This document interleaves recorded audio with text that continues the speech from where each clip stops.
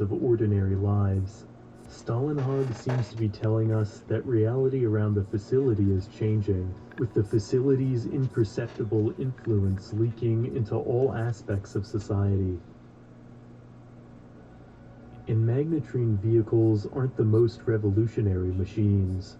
Breakthroughs in artificial nervous systems allow for machines that walk with a balance typically only seen in natural organisms. Factories produce Kind of multi-legged messed up there a machines minute for all ago. purposes, from Meant to pause forestry the to mining video to and warfare. tell you.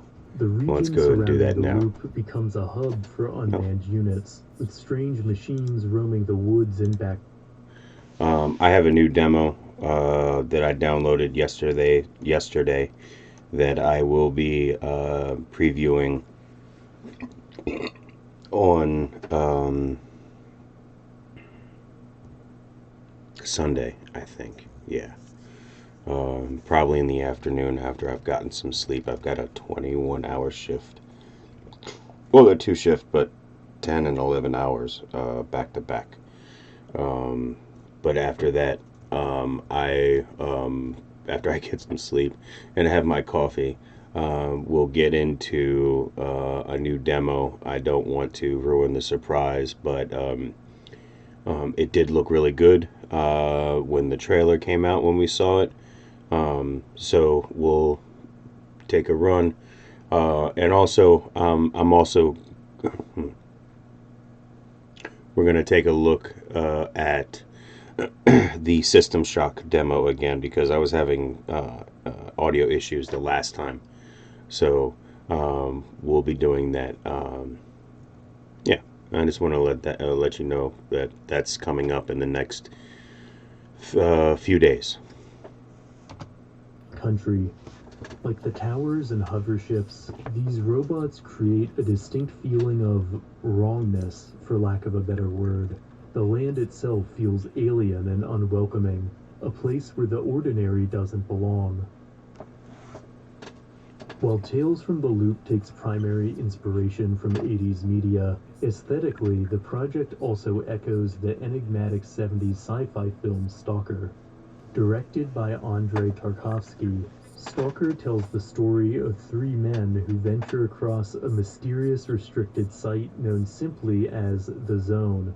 Oh, good point. Stalker 2 is coming very soon. This movie and the book that it is based on, Roadside Picnic, heavily influenced Stalker and Stalker 2. So if you are interested, check this movie out. I'm gonna see where I can get it from, and yeah, definitely. Maybe I'll watch a party of this movie at some point. I'll have to see. Of the Zone, there exists a room that can supposedly grant a person's innermost desires. The film is dense, complex, and endlessly interpretable.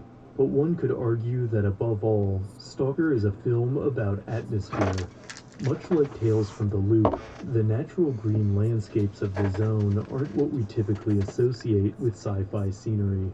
Yet through wide shots and the subtle presence of industrial debris, the countryside of the Zone feels menacing and distorted, but in a way that is difficult to rationalize. While conceptually Tales from the Loop and Stalker diverge in various ways, this concept of familiar landscapes rendered unfamiliar through quiet abnormalities is something central to both works. But all the technology we've seen so far in Tales from the Loop is just the beginning. As the decade wears on, whispers begin to circulate that the facility is attempting to create machines able to feel and reason. Some of these prototypes even manage to escape, while others are disposed of unceremoniously. Sorry. Androids are machines designed to look particularly human, and many find themselves rusting in forgotten corners of the land. Just one of many strange objects the Loop's operations leave Man, if behind. they're still in there, that's got to be hell. And there are rumors of stranger occurrences. Prehistoric monsters begin to appear in the world, the result of eddies swirling in space-time. In the wake of cosmic energies, a bridge is created, allowing creatures from the distant past to wander into the present. In one image, a group of theropods roam the countryside near an empty road, while arching structures loom in the background. The feeling of out-of-placeness that these paintings evoke is heightened, as their subjects are out of time as well. These dinosaurs have wonderfully retro design sensibilities, mirroring what you might see in the original Jurassic Park films or on old-school dinosaur posters. In another scene, a group of hadrosaurids roam through the snow near the rusting shells of abandoned magnetrine vehicles, confused by this strange new land. While an exciting image, there's also a sense in pieces like these that the loop is changing things forever, that these upsets to the natural order might be too great to be made right again. Notably, children feature prominently in most Tales from the Loop images, and indeed the entire volume is positioned as the childhood memories of the author's alter ego. A childhood near the facility means these children are exposed to many things beyond their comprehension, which they treat as miraculous. They don't understand how irrevocably the world around them is changing. How could they? I think on some level, Tales from the Loop is a story about the cultural memory of the 80s, in which the sci-fi imagery from that decade assumes literal, physical form. In this regard, it shares a lot of DNA with another 80s-inspired film, Panos Cosmatos's Beyond the Black Rainbow. Released in 2010 but set in 1938, the film focuses on a secluded research facility called the Arborea Institute, which houses all sorts of surreal and unethical experiments. Over the course of the film, the protagonist, a girl with latent psychic abilities imprisoned within the lower levels, slowly becomes more and more aware of the horrors the facility really contains.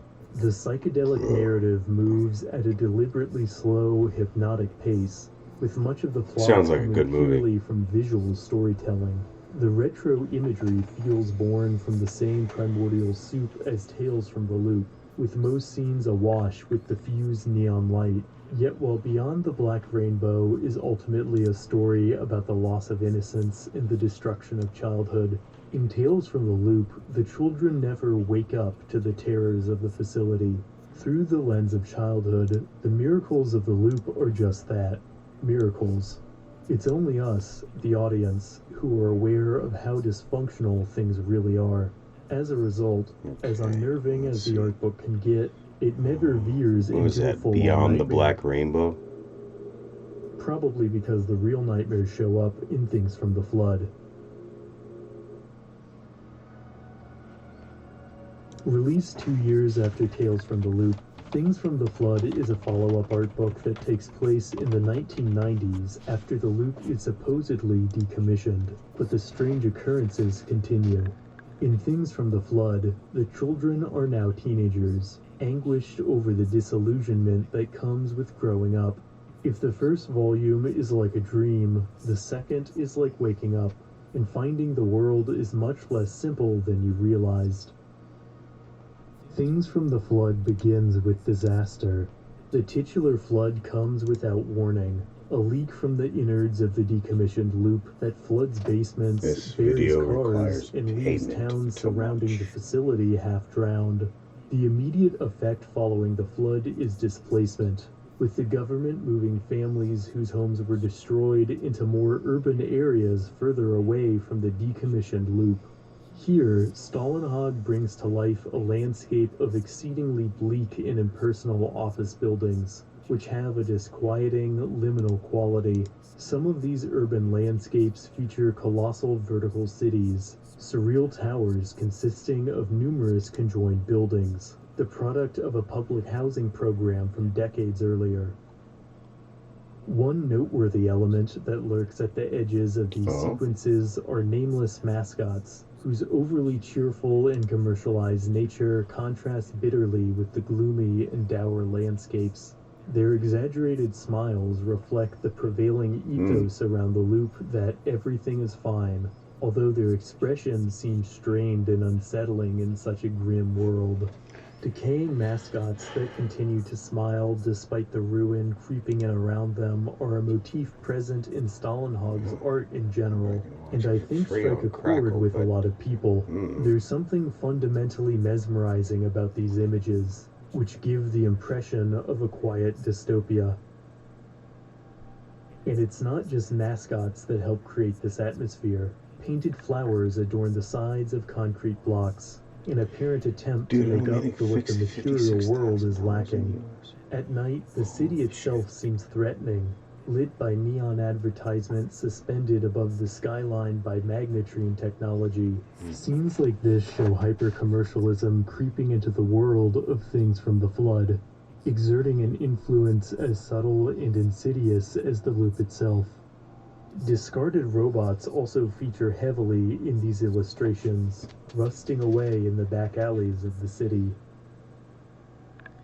On the margins of urban areas, a new population emerges. Androids fleeing from demolition sites settle in the outskirts of the forests. These displaced machines are called vagabonds, and are more advanced than the prototypes of the previous decade, showing an interest in colorful clothing and complex patterns. There's an unmistakable despair and desperation to many of these portraits of vagabonds, a feeling that these are intelligent beings pushed to the outskirts of a society that sees them as nuts and bolts. These are machines capable of the self-expression and individualism we typically so there's associate a only with suggestion ourselves. box Yet according to passages on from Things from the Flood, I most guess on the people front think page of for you these guys. I can machines as a nuisance for or me outright it's on fearful. the about page, but it might be like In truth, their fear should on be somewhere directed else for you elsewhere. guys. A sickness overtakes some of the larger machines, Let me know. a kind of infection that causes them to roam around like queasy animals. Bizarre, organic-looking growths begin to form on their limbs and joints. Soon, the government is working around the clock, trying to contain these nightmarish rogue machines. The official explanation is that the neural grease that allows their artificial nervous systems to function has mutated, resulting in grim-looking but ultimately harmless growths. But if one reads between the margins, another story emerges. Something from the flood has leaked into the groundwater, which react to inorganic material in disturbing ways. For it's not just large machines that the sickness is affecting. In a striking series of images, we can see how smaller objects made of plastic and metal mutate into semi-organic forms. In some pieces, it seems like something is growing inside the empty husks and spilling out through the cracks, whereas in others, it seems like the objects themselves are melting away into a living mass. There's a real terror to some of these images, but also something creepy. Morbidly engrossing, like the pictures themselves are drawing you in closer, asking you to ponder every disquieting detail. The objects chosen are instantly familiar from our commercial reality, and yet they take on entirely new meaning when presented in this context. Yeah, absolutely. Yeah. It's fitting that Things from the Flood, a story about growing up from the childhood show. Oh, that's a good movie. Videodrome? Yeah. That's real good. That's a fucking trip and a half. Media. Aesthetically, this section Do not do seems to pay psychedelics homage and to watch the that movie. Terror of another 80s I'm just saying, sci-fi it film, won't be a good time. David Cronenberg's Videodrome. Not a work for the faint of heart, the disturbing cult classic follows the CEO of a television station who stumbles upon a broadcast signal showing various criminal acts and begins to lose touch with reality as the world around him seems to become disfigured.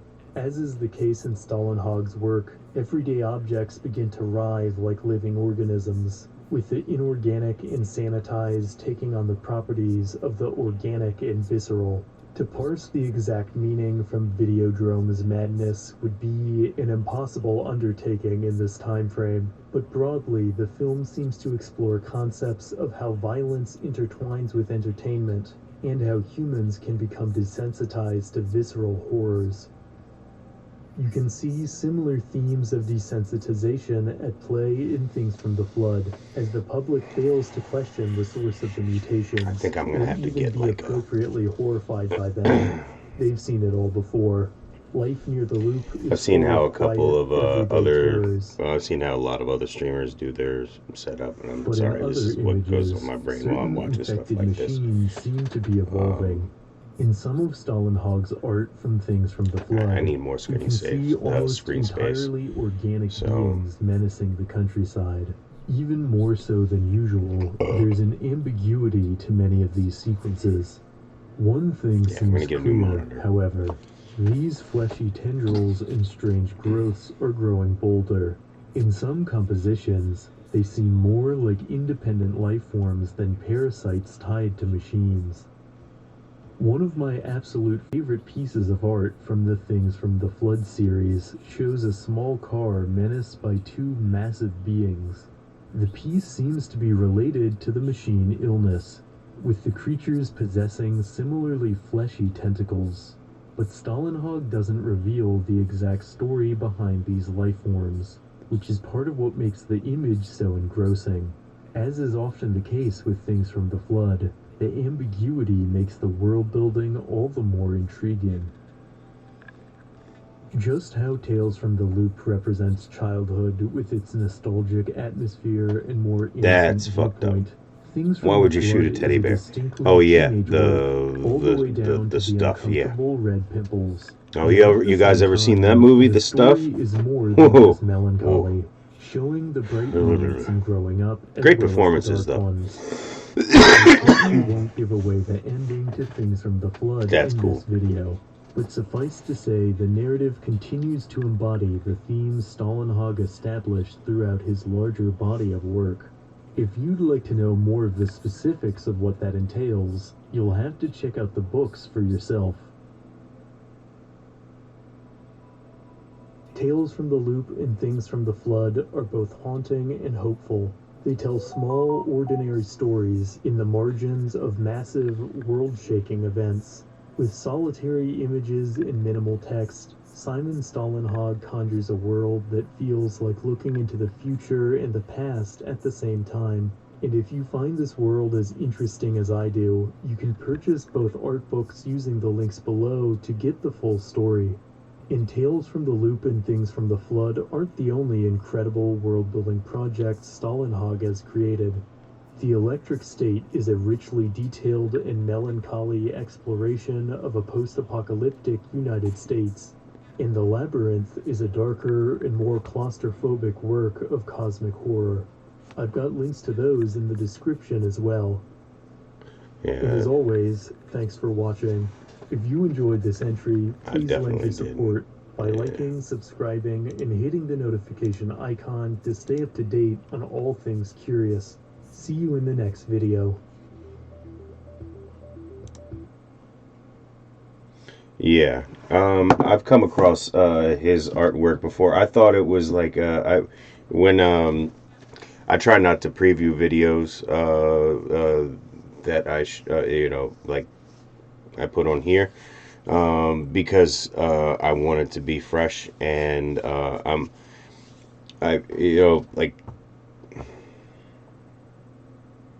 want my opinions and remarks to be genuine. Like the weird history stuff, like I've been watching them for quite a while, so I've been keeping up with the timeline things for at least a year or two, or however long they've been going.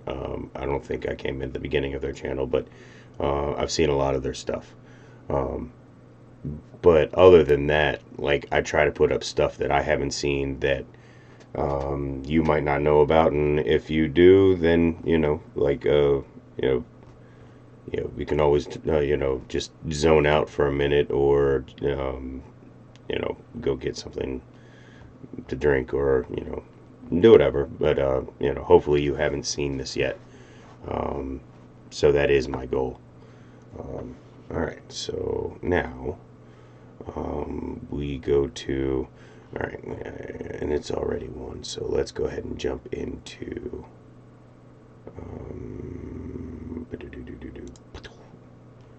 and we can leave that up, and let's let's take that out so everybody can see. No, we should just leave that up. Oh, excuse me. There we go. And what? No. And let me put this.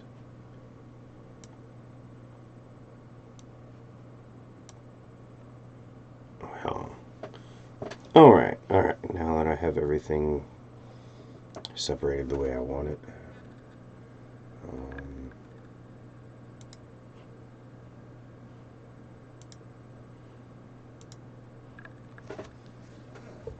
I don't have a lot of time, so I can't stretch things out very much tonight. I like to take my time and settle into things, and I'm already fighting a little bit of like fatigue, so that sounds too serious. It's late, and yeah. Ooh. We're about to. Yes, there we go. If you're just hopping in, I'm Josh with American Gnome Recordings, American Gnome Productions. That's for my audio stuff. And we're jumping into Atomic Heart now. Hope you have something to drink, something to eat, something to smoke, which, yeah, always, as is tradition. I got that somewhere. I remember.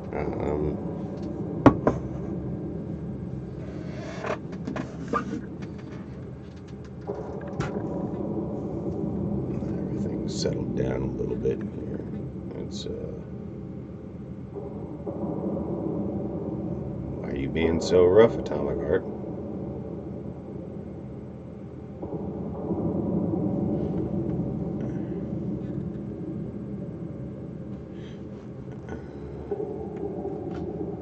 Let's maybe put that down so there's not.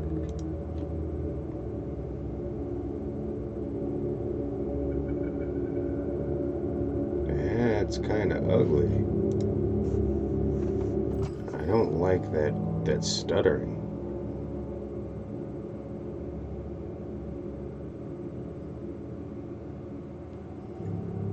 Let's go to options.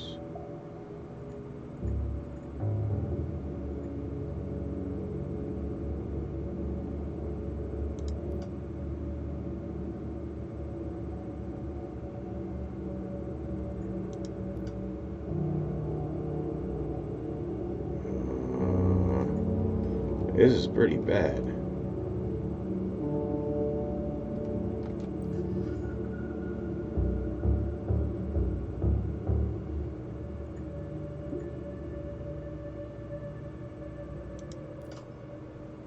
I've never had fucking I've never had it stutter that badly before. Hold on. Let's see if there's anything. No.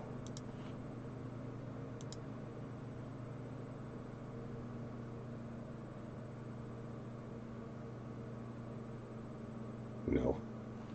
I don't have anything playing.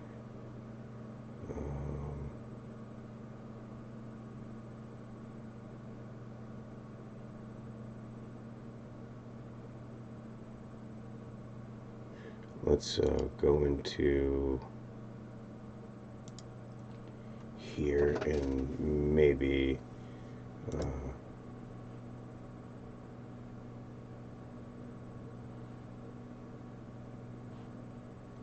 optimize.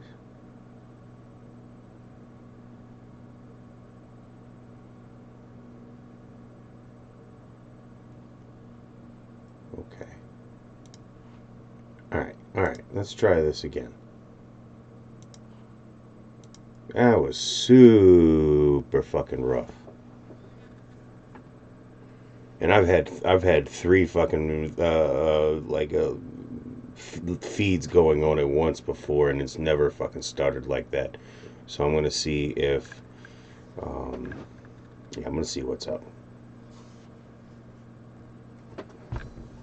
If it does this again, then I'm gonna fucking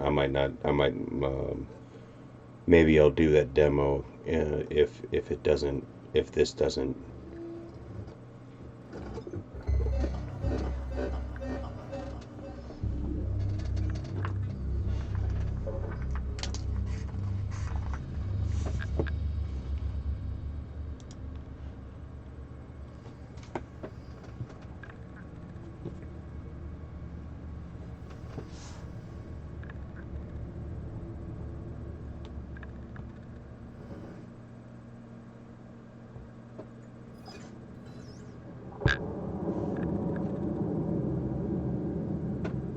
Okay, so that's much better. And let me get this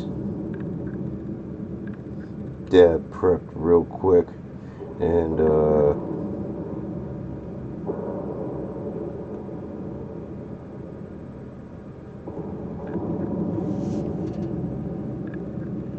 I'll go back and I'll bring the stream back up, so I can monitor. So let's do that, and then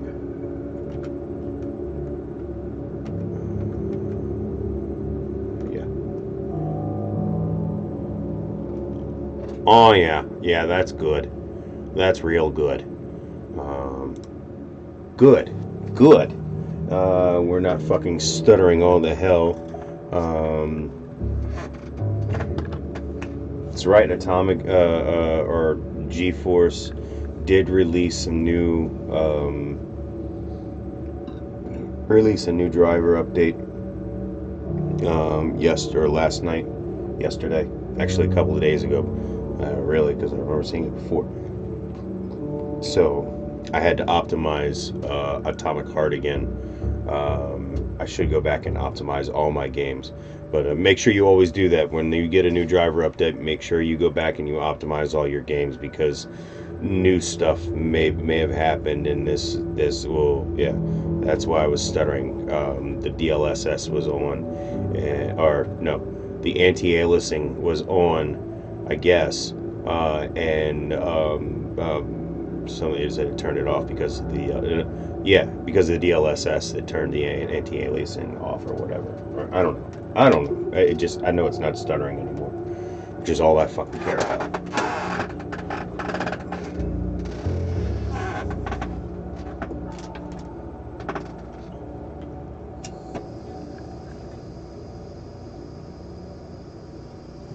Last time we were trying to get a hold of another canister, and this time there was a railway puzzle, I think is what I saw, and there was also some jumping puzzles in there. This game's got a few jumping puzzles, and not necessarily ones you need to do, but if you want to get the extra items or an extra random roll on item or on like plans for weapons. I don't know if they're random. They might be there. You get them if you get up there, and if not, you'll maybe get a chance for them later in the game. But there are definitely jumping puzzles if you want to go looking for items, and that kind of it kind of speaks to me, because I kind of do like doing those things.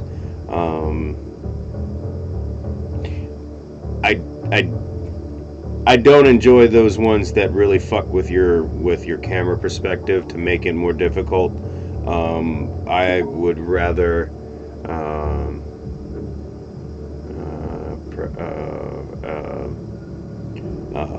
I would rather just have to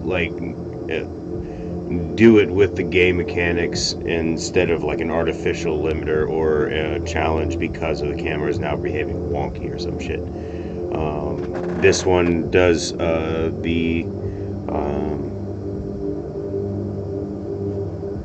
shit. I like the jumping puzzles. Like, once I can get my head around them and, actually practice, yeah, I can usually get to where I need to go, and it's satisfying and rewarding. And that's all I've ever fucking asked for in a game, is that you're gonna make me do a bunch of motherfucking shit, make it worth that time.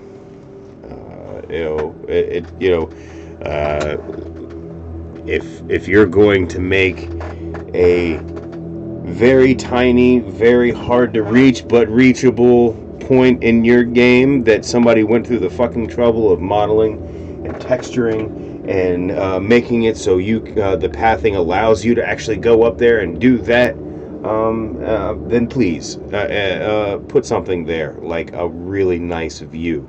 And make the camera so be like, here, good job, and you get a nice vista of the whole fucking thing, or put an item there. One second.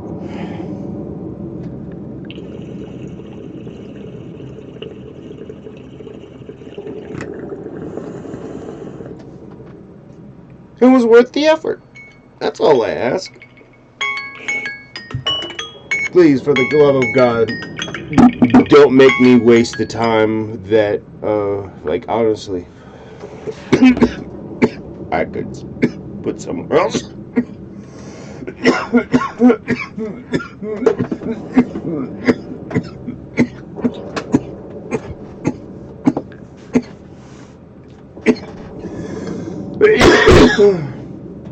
And again, I kind of blame Bethesda's Fallout for, not just Fallout, but Bethesda's style of game, where they have the visual storytelling, and they do like to hide things. Not all the time, but they usually like to hide things. Obsidian is sometimes even better, but Bethesda really has a knack for, if nothing else, visual storytelling. And if you take the time to go all the way into the corner of things, like, you know what I'm talking about, like, nobody has any business out here. There's no quest out here. There's no mini boss out here. There's no nothing. But it's pretty. And, oh look, there's some mountains. Oh, can I climb that? Oh, this is cool. Like, I can get all the way up here. Like, oh shit. Okay, cool. Fuck. Oh, all right. I'm doing this shit. And you get to the top, and there's Notch's pickaxe, or some other stupid shit, or just something collectible, or some random loot. But at least it was there at that most difficult to reach or most time-consuming point. It took you like 20 minutes to get all the way up here. And your horse is looking back at you like, yo, bro, like, what the fuck? What the fuck? Excuse me, I don't know what the fuck I was. But you're up here and you have this incredible vista, and you got something for your efforts. Or there was a word wall. Or there was a hidden treasure chest. Like, you had to go and search around. Like, there's got to be fucking something here. And there's a fucking, like, you've discovered a chest. Or, or you go to the side of the mountain, and right down the fucking side on the very, very corner, like, you only see the fucking, like, oh, that's fucking something. That's something. And you have to go even a little further to get, yeah, that's cool stuff. Just don't waste our time. Please, for the love of God, because we'll go somewhere else.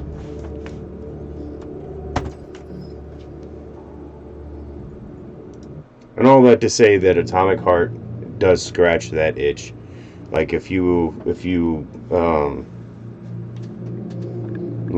follow the jumping clues and everything, like, there are handrails every so often, and usually if there's a handrail there is a way to get to it. You've just got to fucking, like, you've got to make use of, like, of your dash skill and something else, or, like, there's a lot of stuff. Okay, here we go. I remember. Okay, yeah, we're going to do this thing. This fucking shit. And then there's this.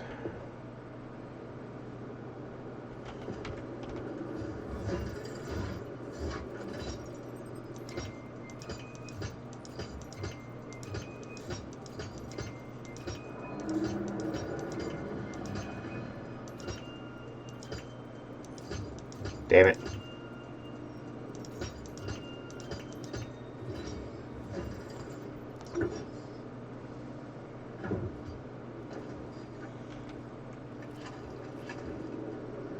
Wait.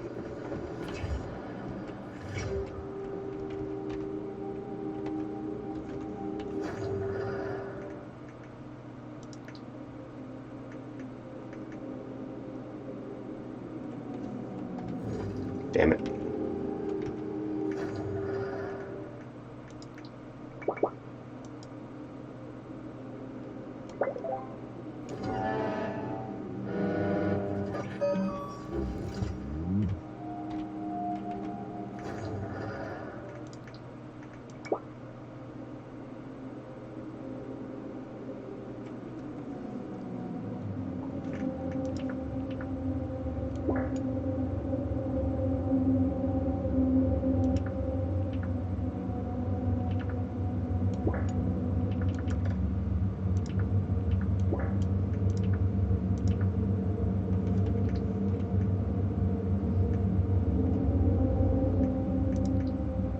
I'd really like to craft.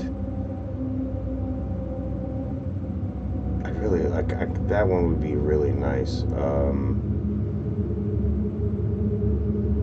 Because I like fast instead of and I've got a lot of things to get.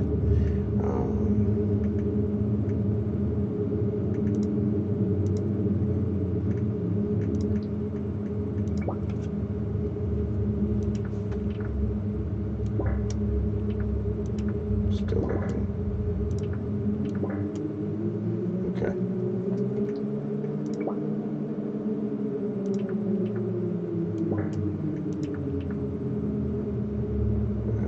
Where are we at? Okay.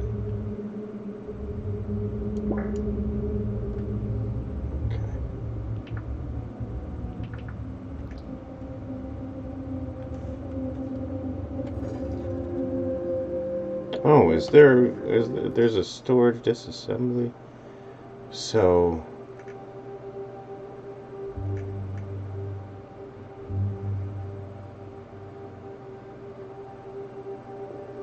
I don't really have anything. Okay, so let's see if I can get any power upgrades.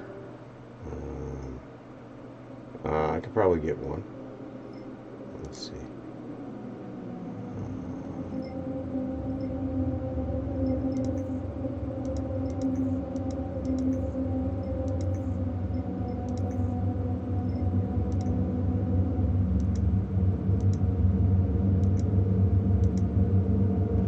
Okay.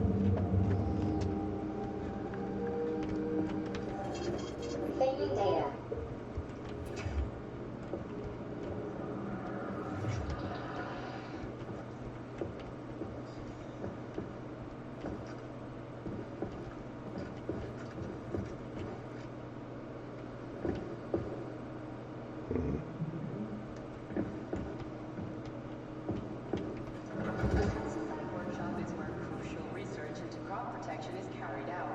Many of the experimental crops developed in lab conditions have weakened immunity in favor of increased productivity or ease of cultivation.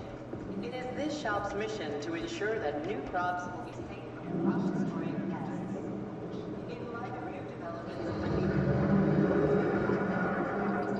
for a novel type of herbicide, a chemical that could eliminate weeds or growth.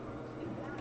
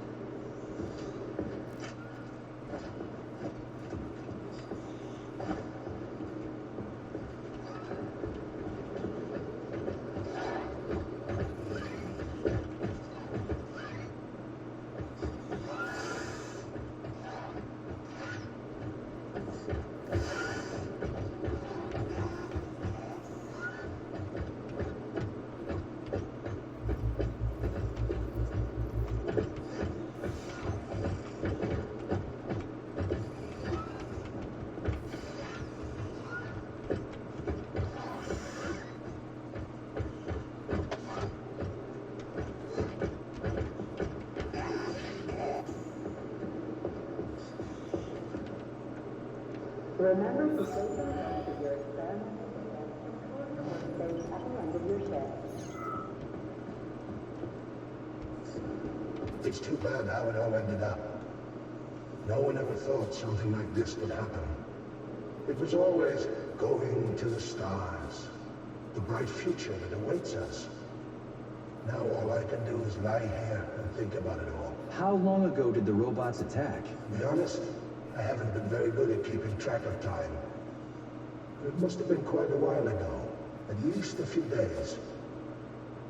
Sorry, but gotta go. Okay, so I've already been down here. So this, alright, yeah. So, I've really got to go this way, don't I? That was a badass. Sorry.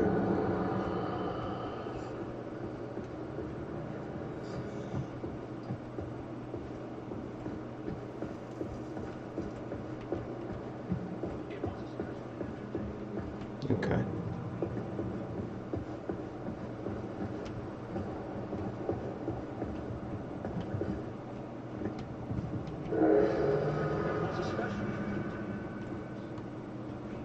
Reports from the Americans.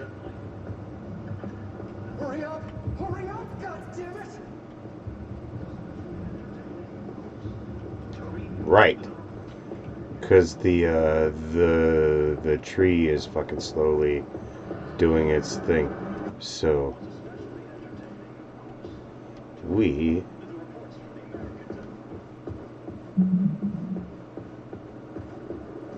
Genetic analysis results are considered unofficial and cannot be presented as a valid document. 10% of cases require a follow-up analysis every 6 months.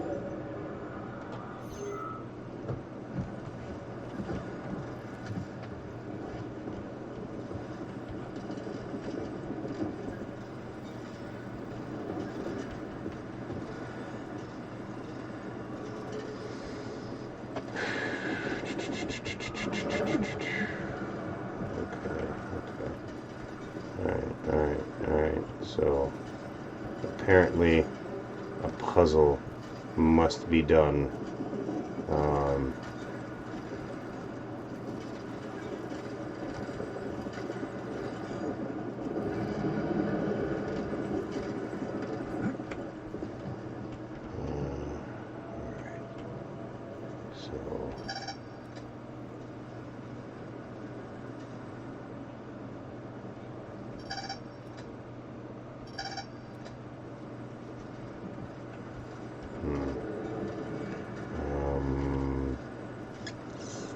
So...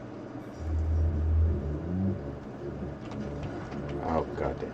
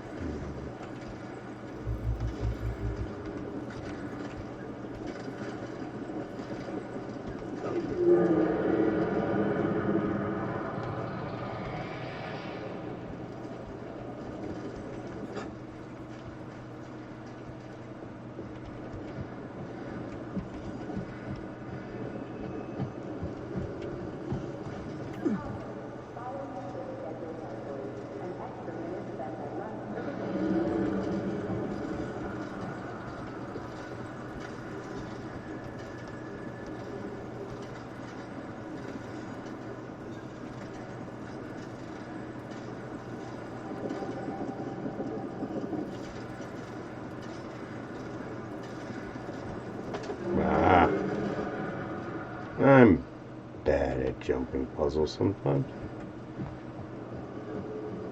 Bad at puzzles sometimes. Not really. All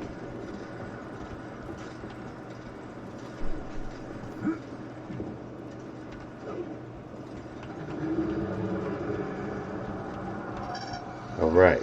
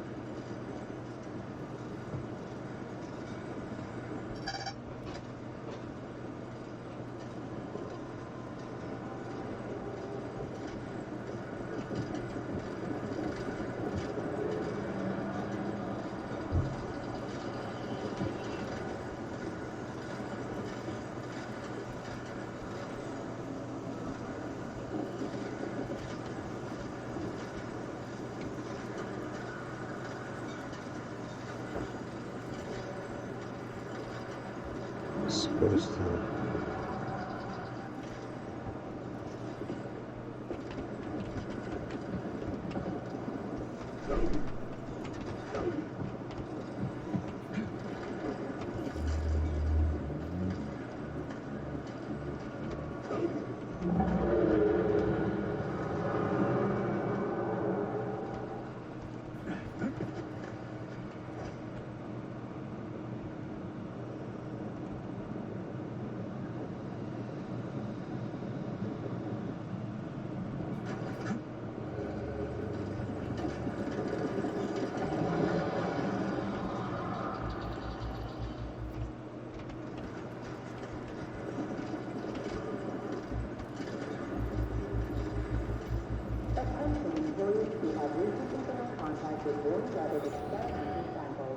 Referred to the medical center for urgent checkup. Repeat, attention.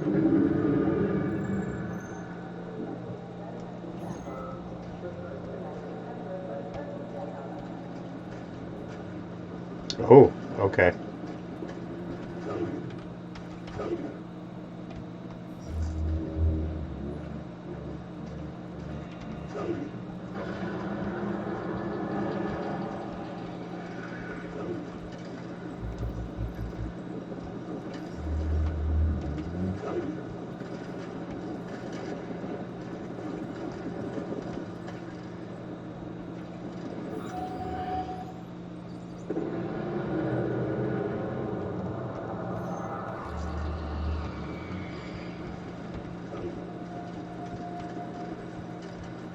Oh.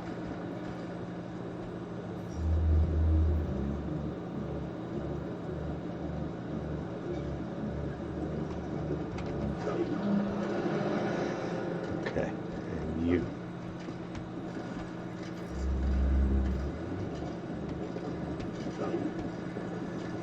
Can you not? You can only go that way.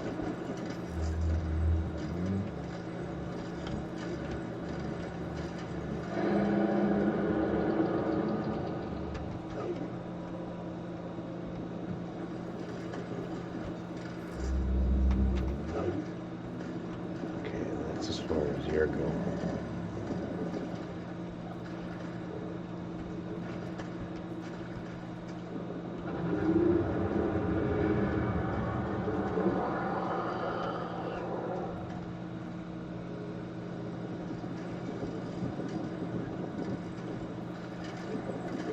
Okay.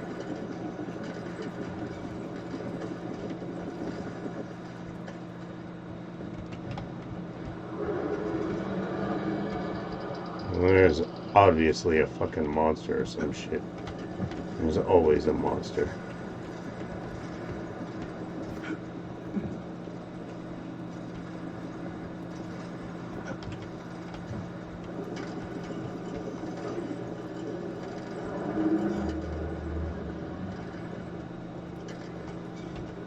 Okay. Ugh. Oh, so bad. But I'll use my sprint when I'm running all the fucking time. Comrades, experimental data must be executed at all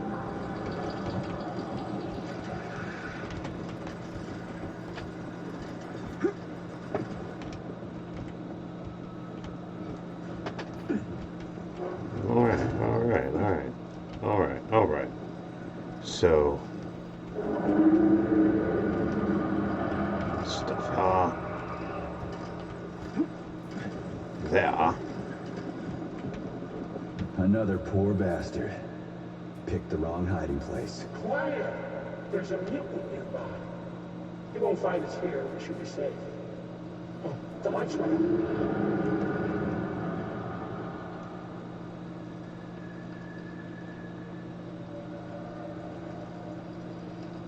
The only light that went out was yours, buddy. For good. So I'm dead? I have to admit, the thought had crossed my mind. You weren't wrong. See ya.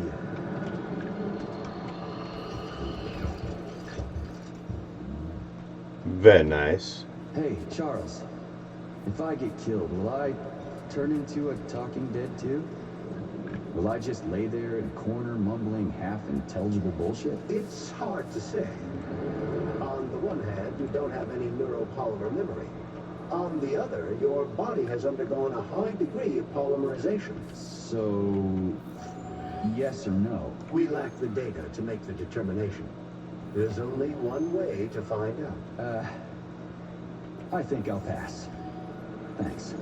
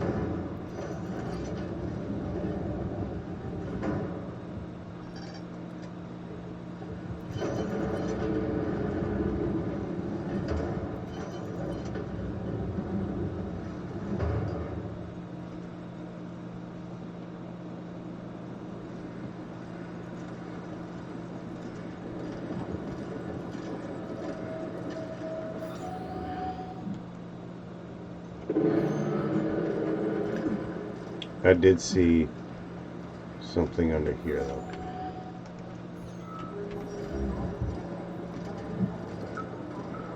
Okay, what do we have here?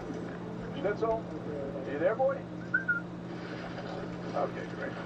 Anyway, entry number 3, May 10. The hemlock has grown to an unprecedented size and continues to grow on a daily basis. Its behavior is becoming aggressive.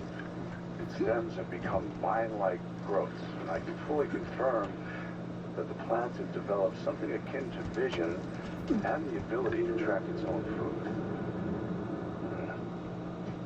That damn dog. Schnitzel. Schnitzel, here, boy.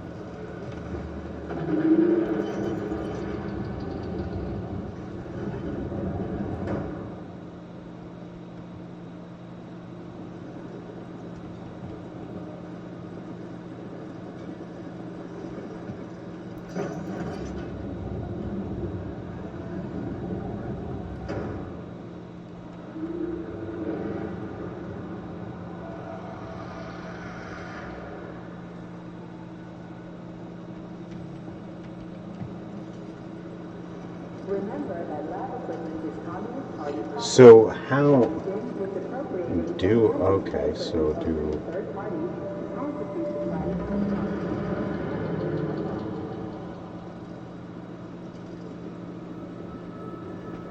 I have to get it.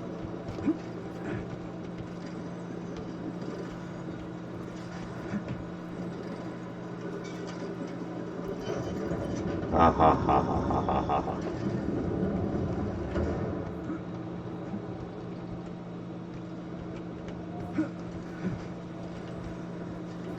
Ah.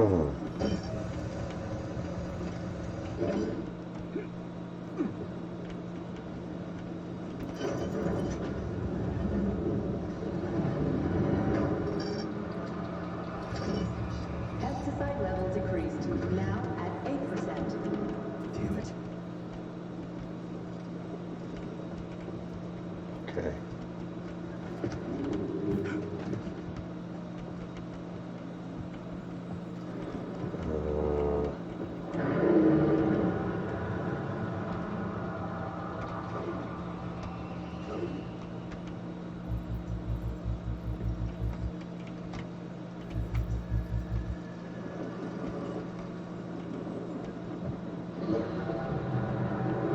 Shit.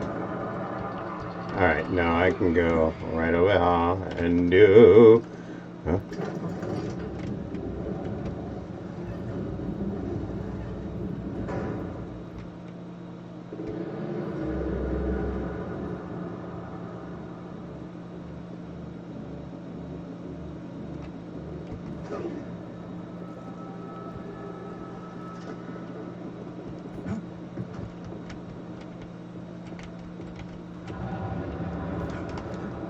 Oh, god damn it.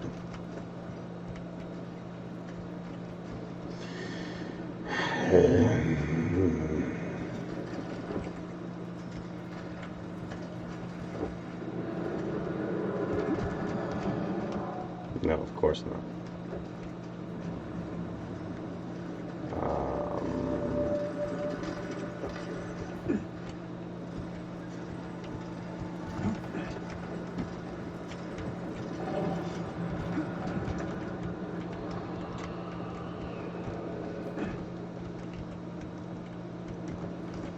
See, I'm not shit at them once I get to know what the fuck I'm doing.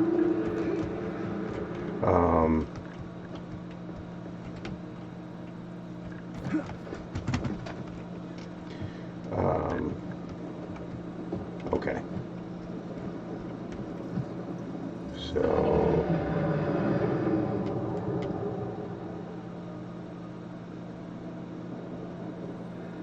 Or did I just do the fucking wrong thing? Am I supposed to be over there on the other side? Yes.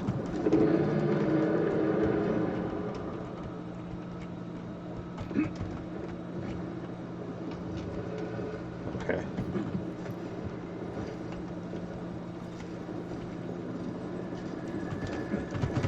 Ah.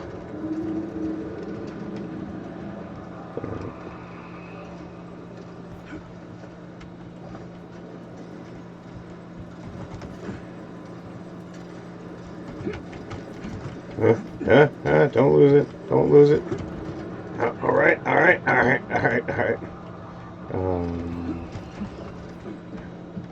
See, now I'm starting to use that fucking that sprint jump correctly. All right. So no.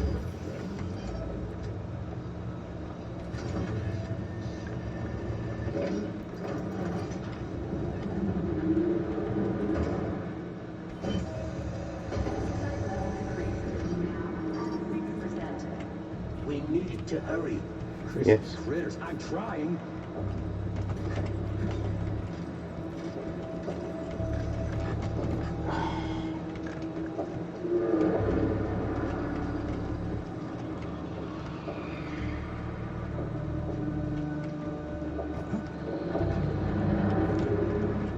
Oh, for the love of God. Oh. Sweet.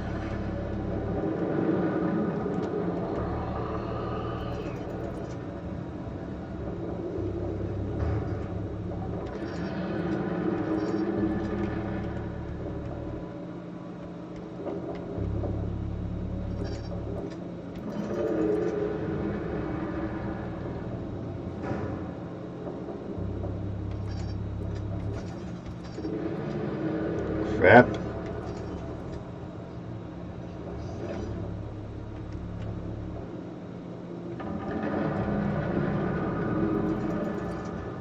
There we go.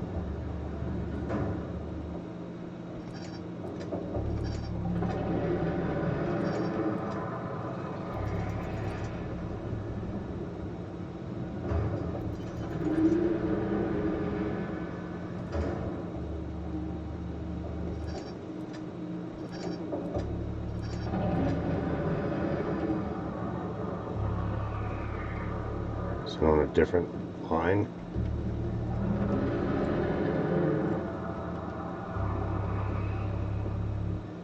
Okay.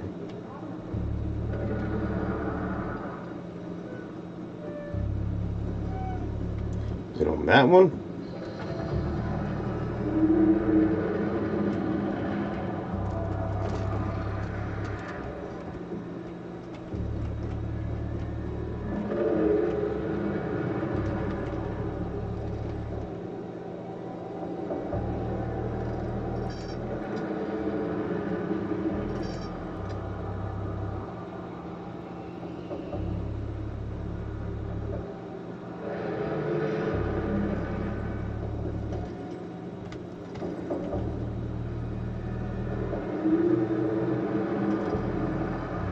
It's that one over there.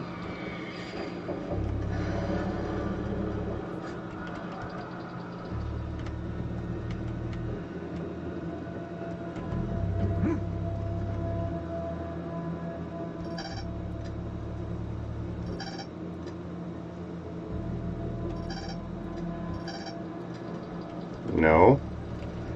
Starting to... Maybe it's...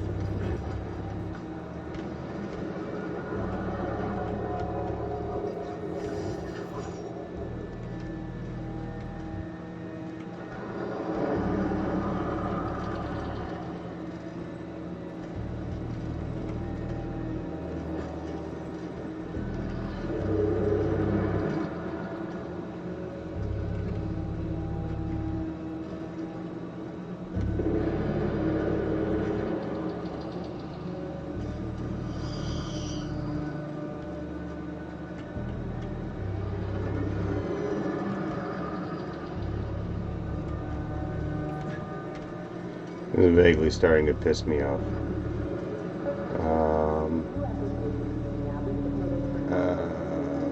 Okay. Alright, maybe. Okay.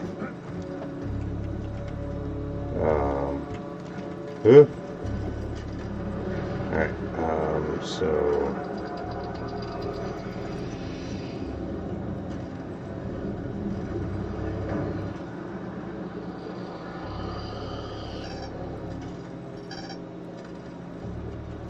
No.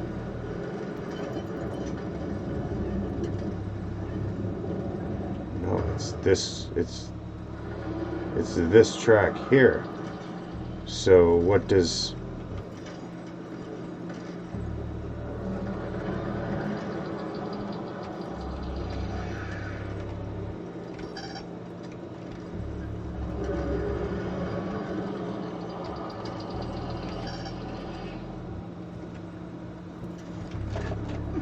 Oh, for fuck's sake.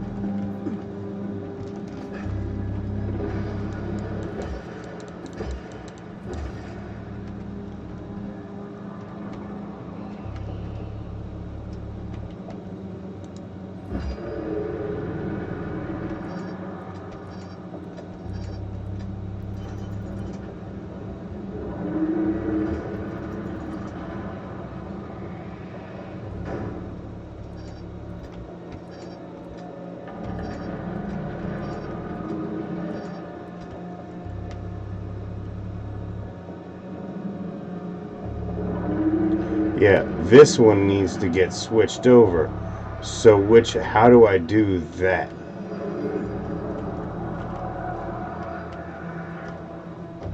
Is it up here?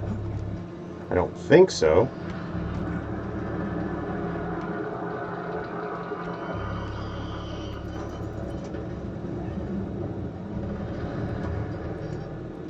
No, it is not.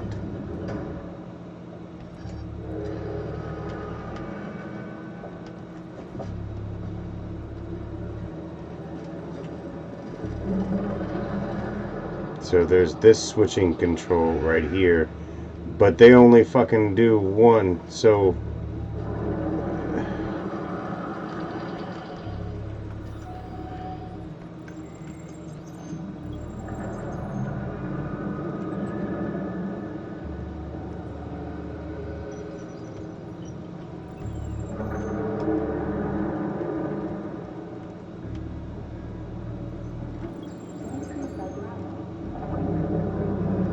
So is it this one?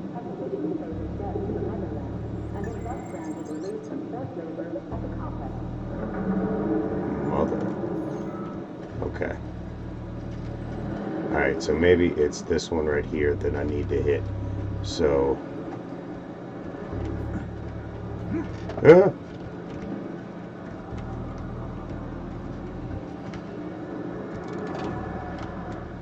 Okay, okay. So...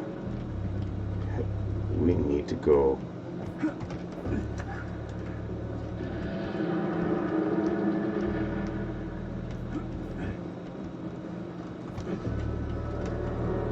here. Yes. Okay. So I was just missing this one.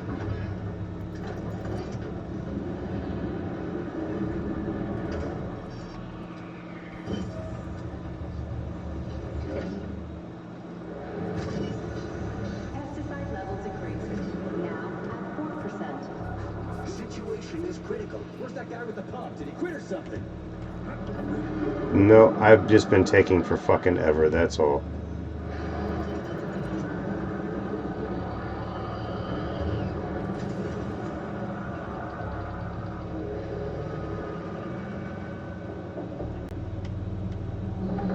Pesticide level decreased. Now at 2%. We're all going to die. Okay with me. You first.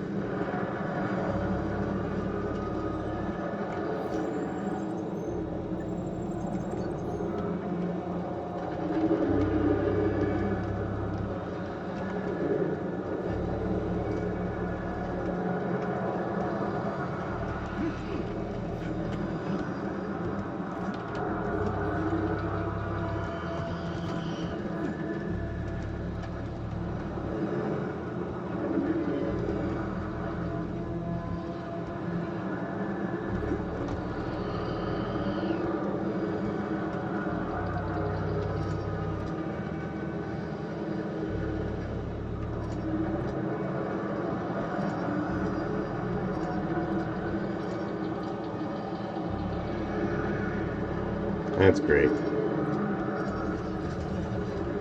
Please send it back that way. Thank you.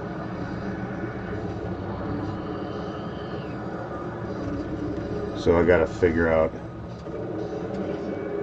Oh, okay. So I need to go back the other way. Okay. I'm picking up the vibe now.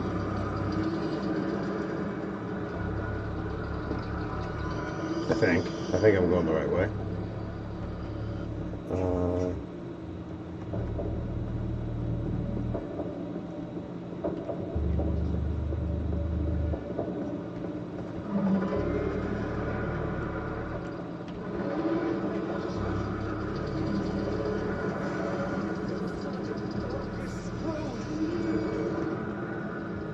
Okay, no.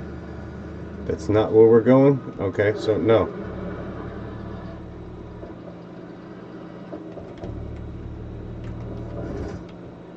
Shit, that thing is huge. Why the hell would they make something like that? It was the unexpected result of a bold scientific experiment. You eggheads and your bold fucking experiments. What are we supposed to... What am I supposed to do?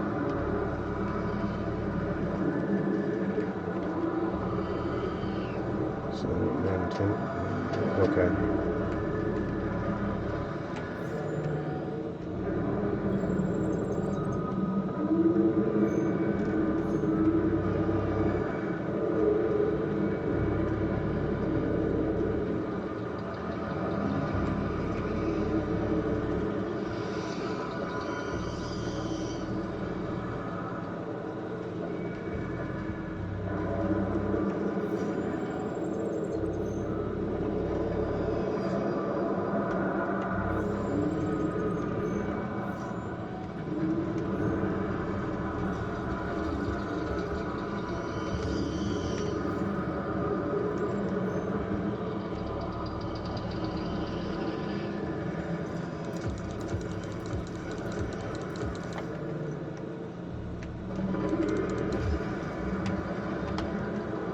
Alright, so, no, not in here. How do...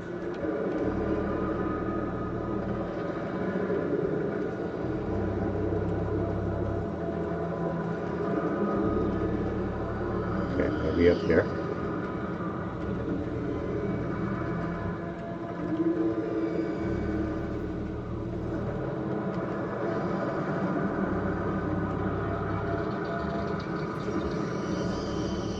Okay.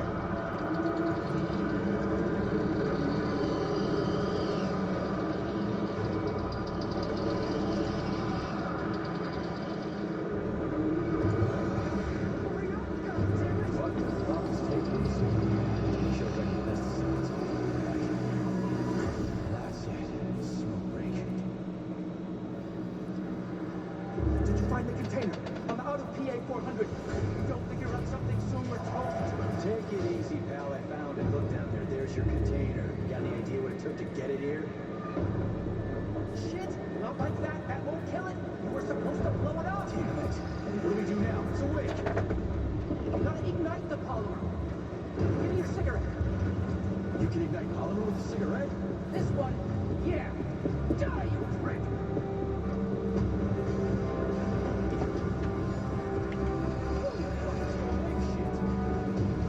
It's in range. We gotta run before it. Hang on. That thing has eyeballs. Did you see that? Look at that thing. It has eyeballs. Oh, here's a boss fight.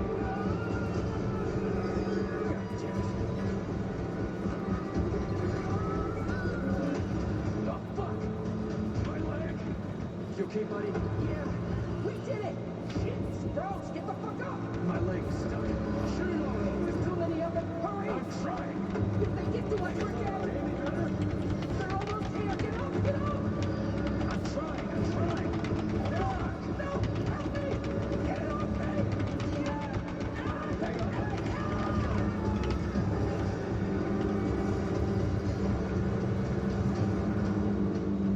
Oh, shit.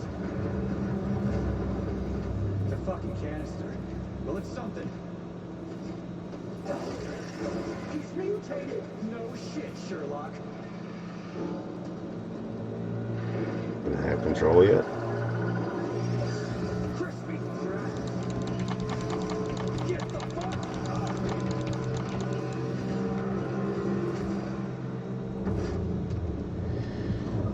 Shit, that was nice.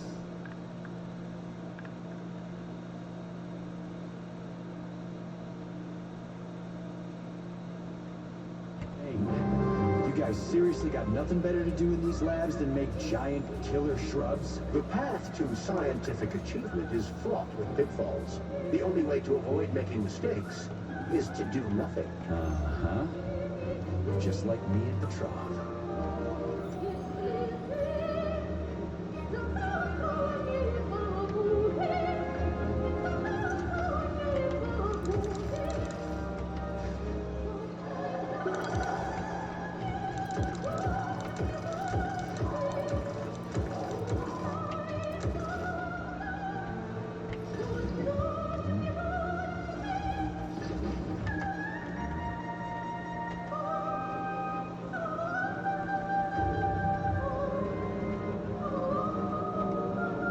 Authorization. Major Michalia.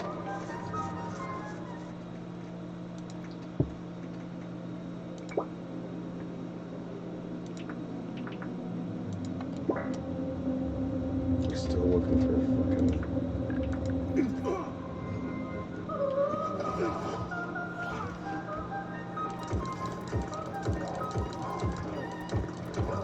One sick motherfucker.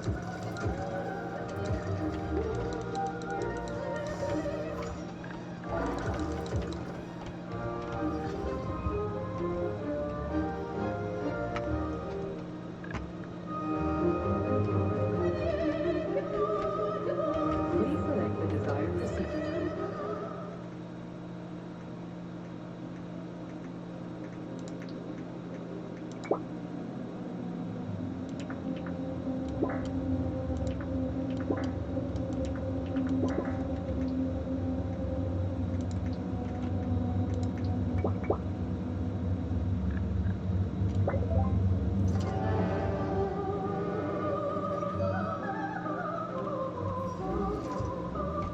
Log number 4, May 13th. We've moved the hemlock to a remote wing of the lab. The plant has become enormous. Its vines can extend in any direction in search of food. The scientists are afraid to approach it. There have already been a few casualties. In order to restrain its growth, we're going to constantly increase the amount of pesticide in its food mixture so no one else gets hurt. What is it, Bartok? What is it? Oh, good kitty.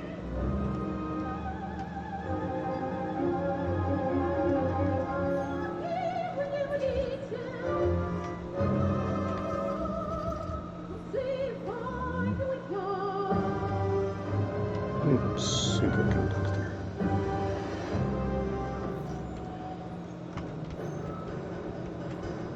Please select the desired procedure.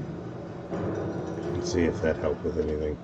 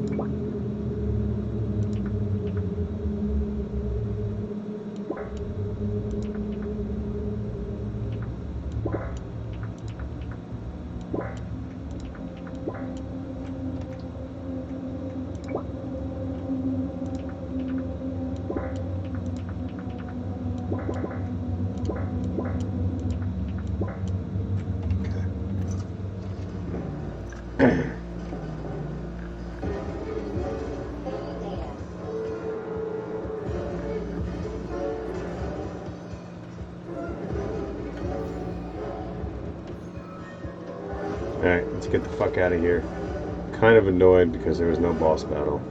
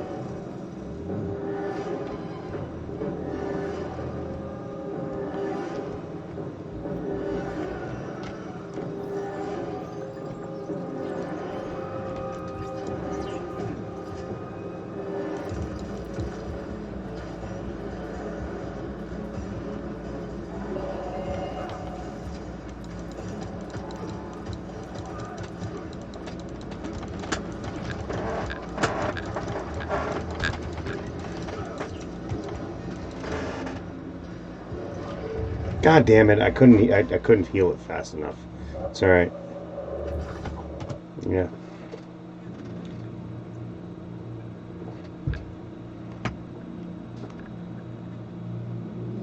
I kept playing around anyway. I should have just stuck with the fucking shotgun.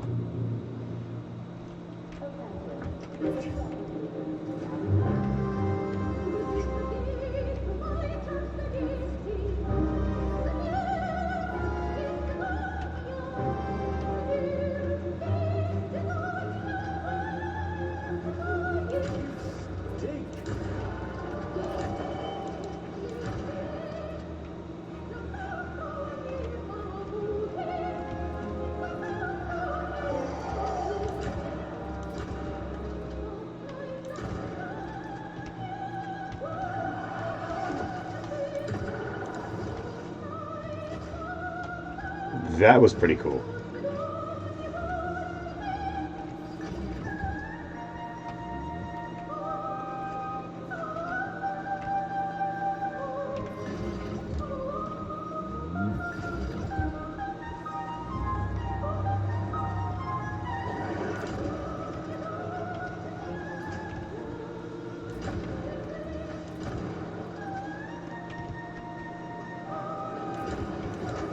Holy fuck.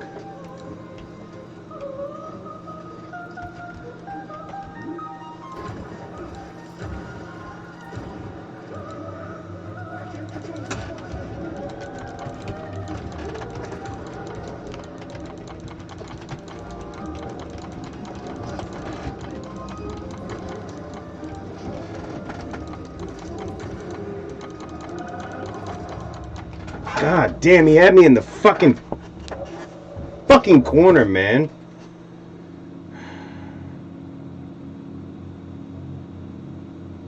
Okay. Okay.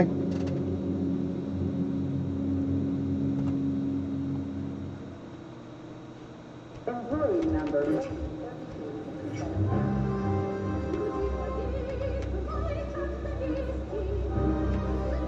I asked for a boss battle. I got a fucking boss battle.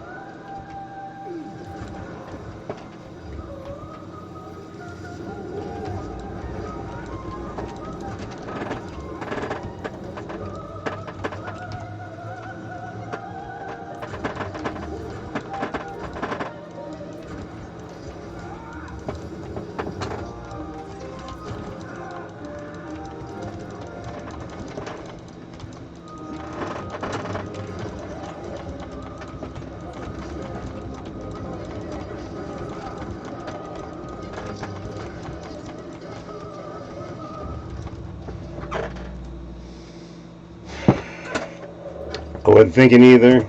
Alright, so let's just... Okay, this is going to be a pain in the ass.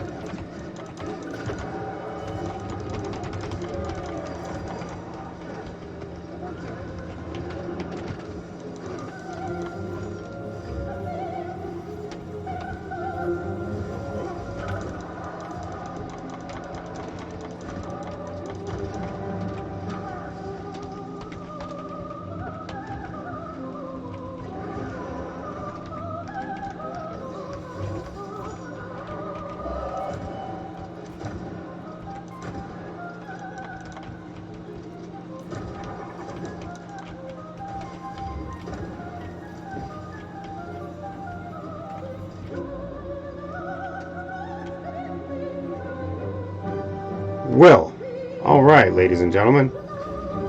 That was all kinds of fucking interesting.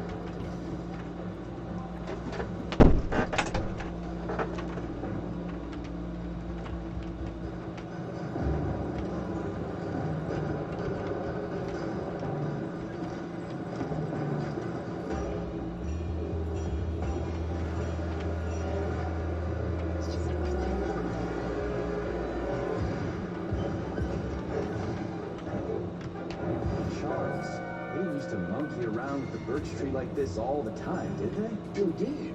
The birch tree is first and foremost a symbol, although it does require a certain amount of careful tending every 2 days. So every other day you gotta run around collecting 4 different canisters? What a pain in the ass.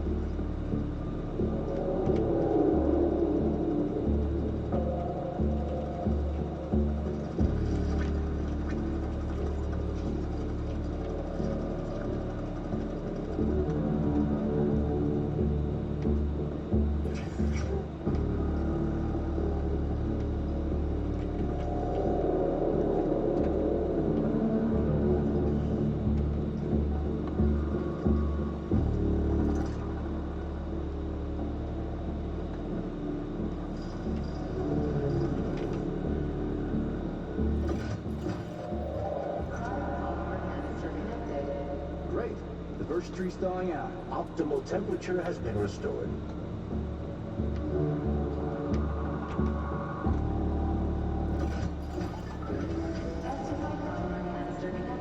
All right, ladies and gentlemen. Sites, human or otherwise.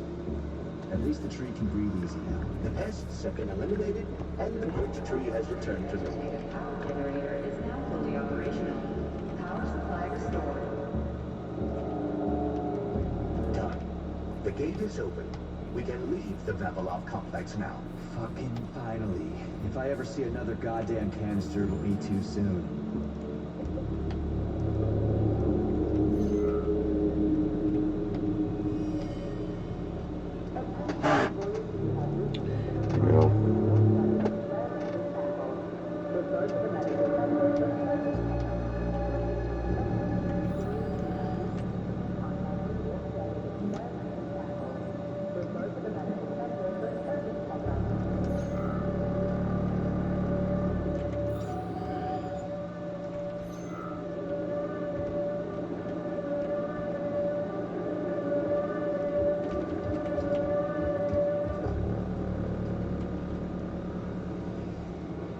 Wonder how I get in here.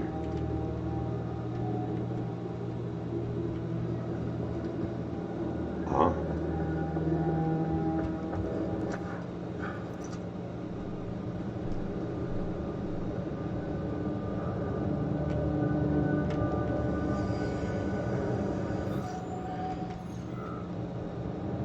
Is there anything interesting in here?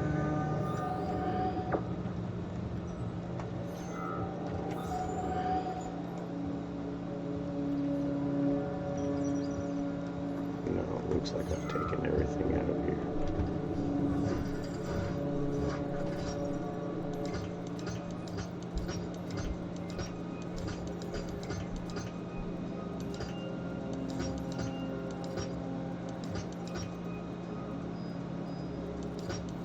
Fuck.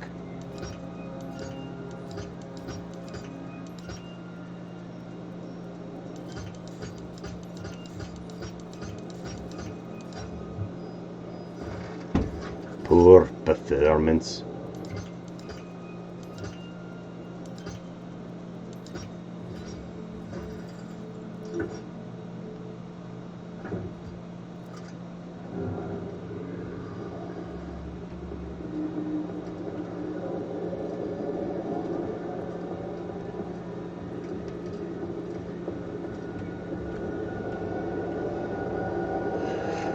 All right, so let's go. Let's, I don't really feel like fucking around with any of that. Yeah.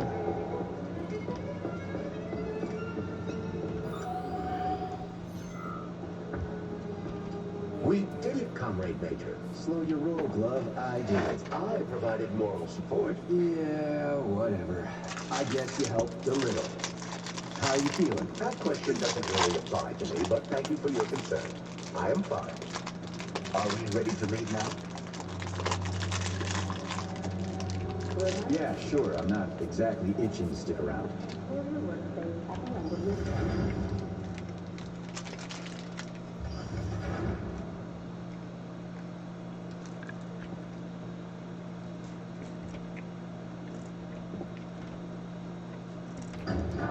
Charles, how did Sheraton Zahara die? Under mysterious circumstances.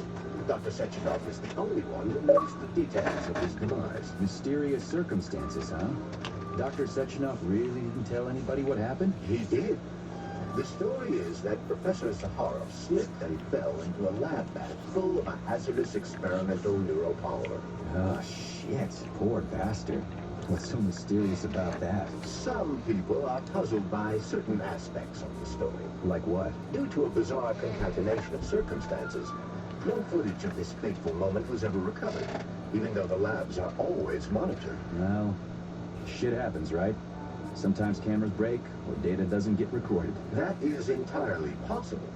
Another peculiarity is that the polymer in question isn't hazardous at all. There's no way it could kill someone. You yourself love to swim in it. Ah, okay. But maybe that polymer was a unique experimental sample of something, like a dangerous strain. That is also entirely possible. But wouldn't Professor Zaharov have known that the experimental sample he was working with was dangerous?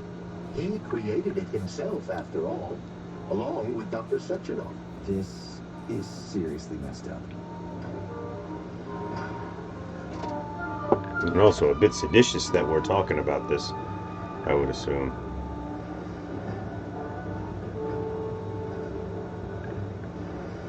Frames are dropping a little bit.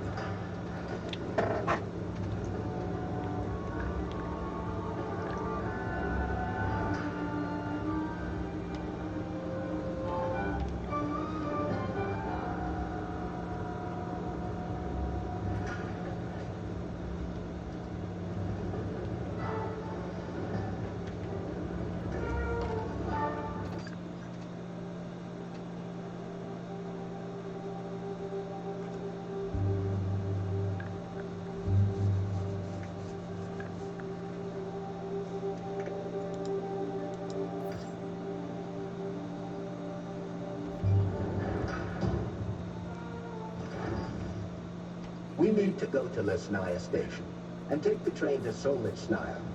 We will continue on foot from there. And where are we supposed to find this station? It's on the other side of the village we're now in. Let's go.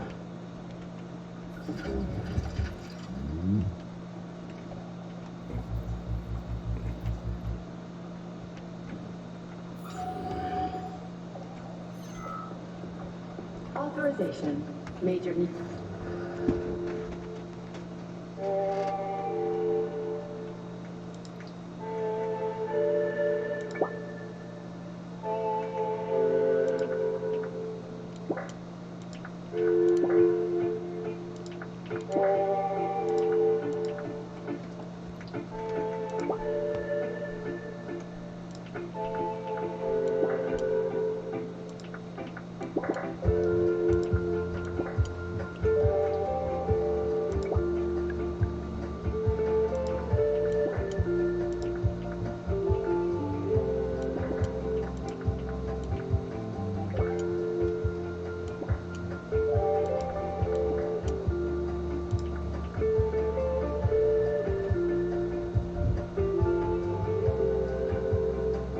That's cute.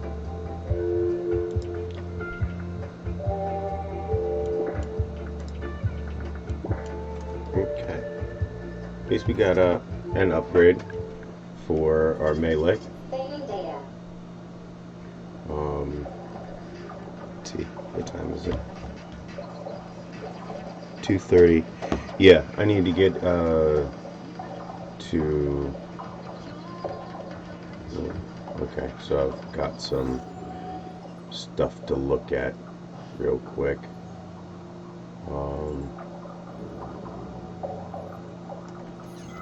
Let's loot first.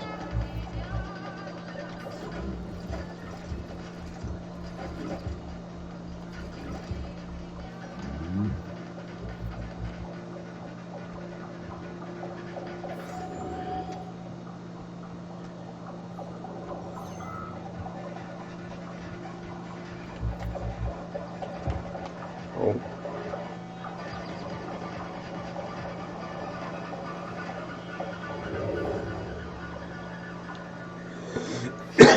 Kill us. What are they doing?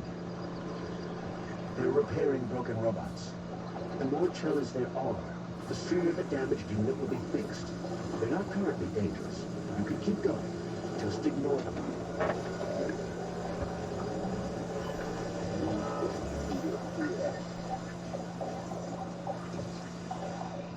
I think I'll wait. One of them has a camera. I'd rather not have it see me.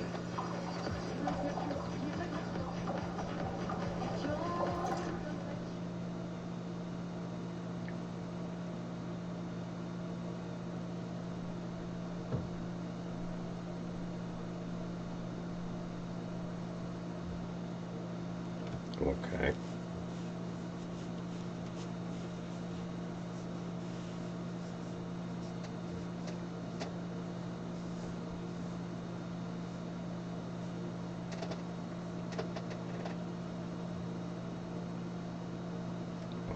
Okay. Oh, can I? Cameras everywhere. Where do they send the stuff they see? The information from the security cameras is sent directly to the airborne robot control hub, known as the Hawk. Right. So, what will the Hawk do if I end up on camera? If you're detected, the Hawk will sound a level 1 alarm, and all nearby robots will converge on your current location. If a camera sees you attacking a robot, a level 2 alarm will be activated, and the Hawk will deploy additional forces.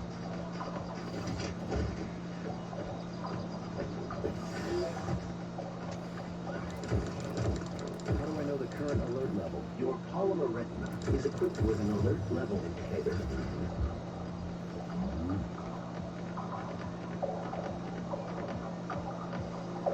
Actually, I need to...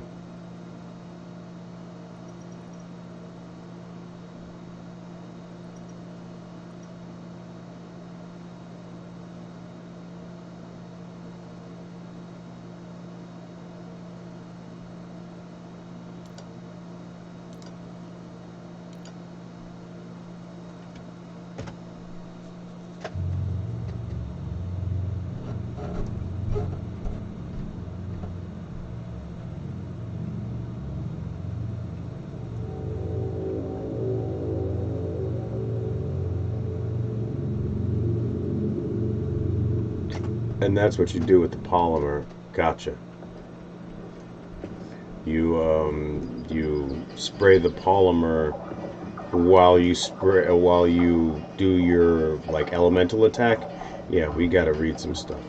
So you do that. I'm gonna smoke a cigarette, and we've got a half an hour before I log off for the night.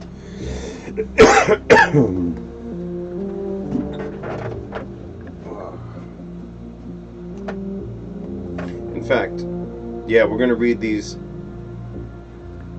2 terminals when I get back from my cigarette. Then we'll log off, and then we'll do some weird history, because it's late, and I have to be a responsible adult sometimes.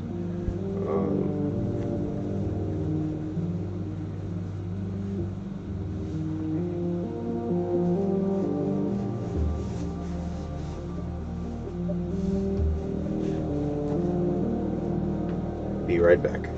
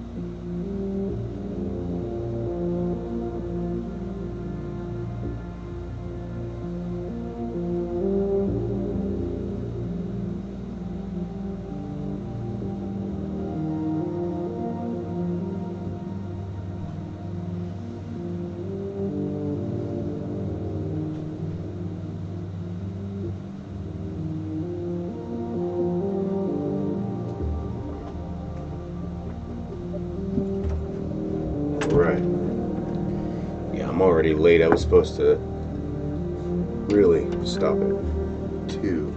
Oh, baby.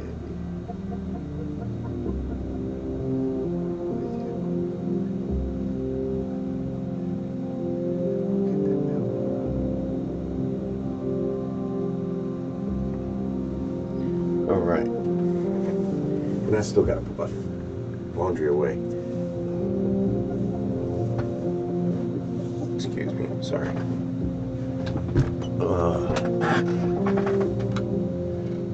Alright, so rules for using the Vavilov complex emergency exit. Exit is intended for exiting complex in the event of emergency. And students and complex employees riding in forest or village enter and exit by surface.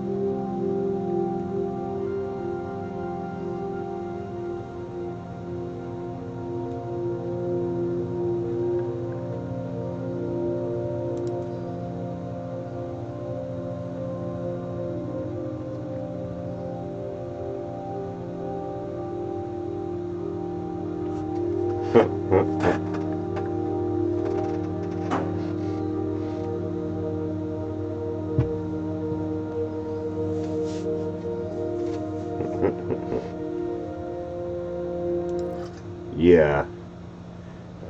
You guys fucked up, didn't you?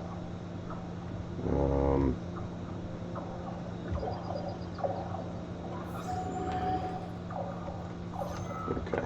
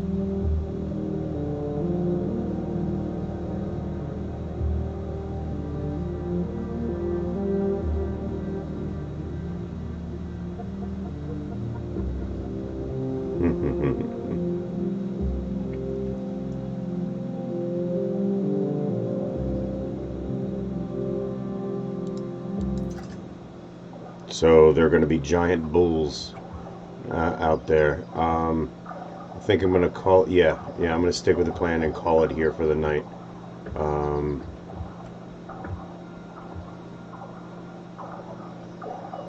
Go down and save again, so I don't have to loot the place again.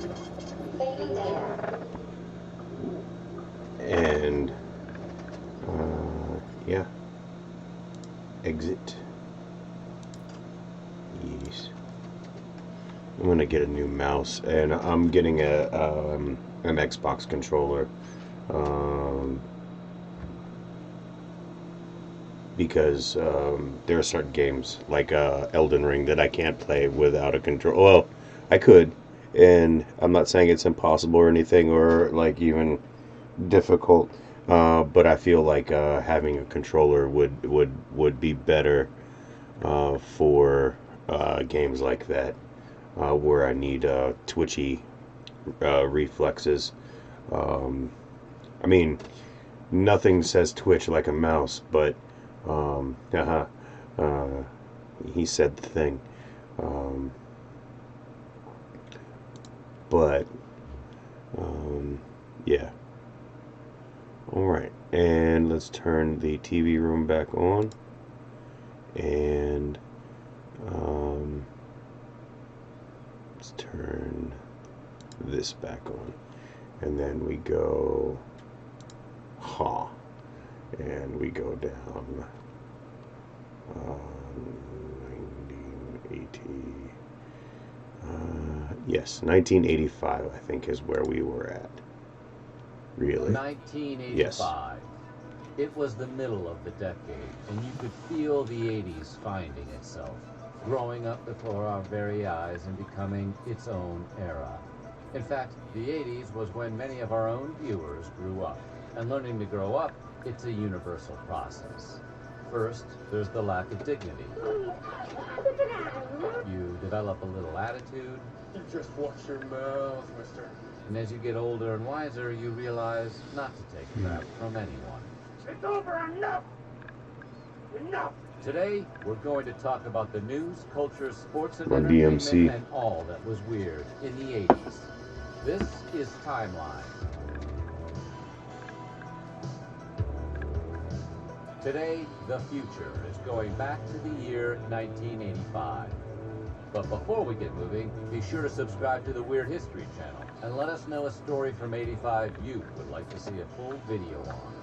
Now, how alive was your 85? I feel tremendous!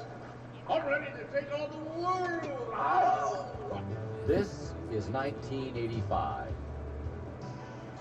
1985 started off on a seemingly positive note when National Geographic published a cover story of Coco the gorilla who learned sign language.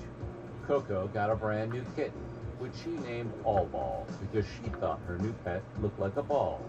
Compared to what my friends have named their pets, she's not the worst name giver. Sadly, All Ball was hit by a car after the kitten escaped Coco's cage the month before, in December of '84. When Coco was informed, she signed the words, bad, sad, bad. Frown, cry, frown, sad trouble. It wasn't all sad for Coco, though. A few months later, Francine Patterson, Coco's instructor and caregiver, allowed her to pick out 2 more kittens, which she did, calling them Lipstick and Smokey. In her time, Coco the gorilla became quite the star, meeting celebrities like Robin Williams, Leonardo DiCaprio, and Mr. Rogers. On January 20th, Ronald Reagan began his second term as the President of the United States. If you think Reagan was busy during the first half of the 80s, wait till you see what he does during the next 4 years.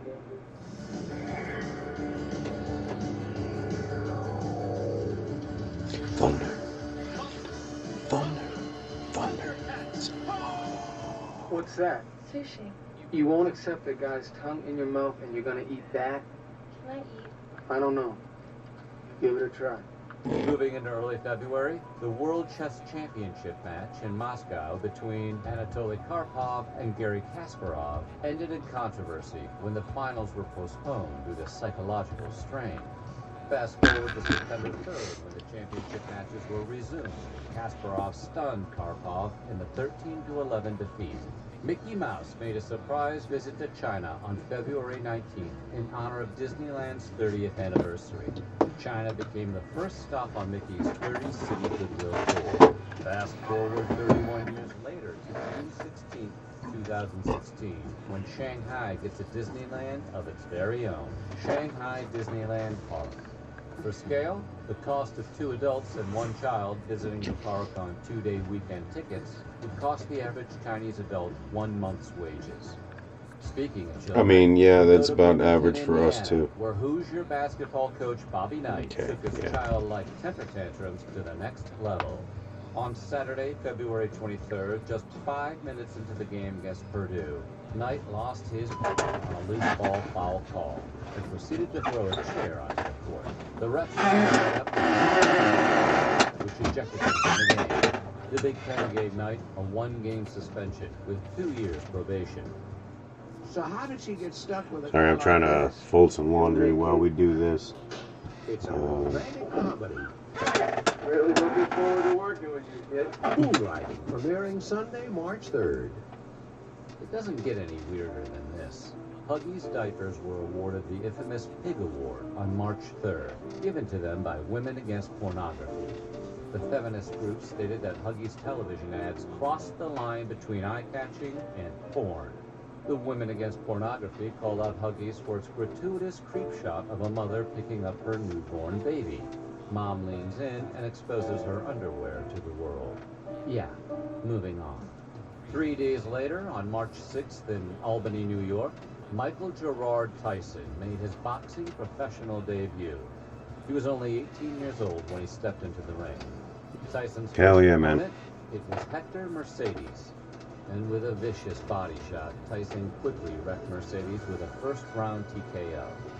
Tyson would go on to win those 26 body of shots his were... first 28 fights by KO or TKO, 16 of those coming in the first round. In fact, Tyson's quickest knockout was a year later on July 26, 1986, when Tyson met Joe Frazier's son, Marvis. Tyson KO'd Frazier in 30 seconds. Damn! We'll see more of Iron Mike in the coming years. Back to 85, on March 7th, We Are the World, the charity single. We are the world. We are the children. I was there. I actually remember Hands Across the World. I remember we actually went out and did the event. Kenny Rogers I remember that. recording studio in Hollywood. All of the decade's most iconic faces participated. Stevie Wonder, Bob Dylan, Tina Turner, Bruce Springsteen, and Dan Aykroyd? The only person who overshadowed this all-star recording session didn't even show up to the recording studio. Yeah, I'm fairly sure Dan Aykroyd was a musician too. Spent the night hanging out at Carlos and Charlie's, the Sunset Strip nightclub at the time. Prince's night out would make headlines the next day when his bodyguard beat up a paparazzi as he tried to exit the club.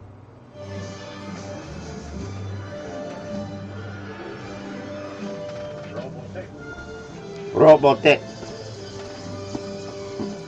I used to watch that on morning television when I was really young. Died after a long fight with emphysema and associated lung and heart damage on March 10th. He led the Soviets for just over a year, from February 13th, 1984. Mikhail Gorbachev then took the helm as the Soviets' general secretary. We'll see a bit more from Mr. Gorbachev later. Going from Russia across the Bering Sea to Alaska, Libby Riddles made history, and she became the first woman to win the prestigious Iditarod Trail sled dog race on March 31st. Hell yeah, baby At girl. 29 years old, Riddles mushed her 14 Huskies through 938 miles of snowy cross-country terrain, with a time of 18 days, 20 minutes, and 17 seconds.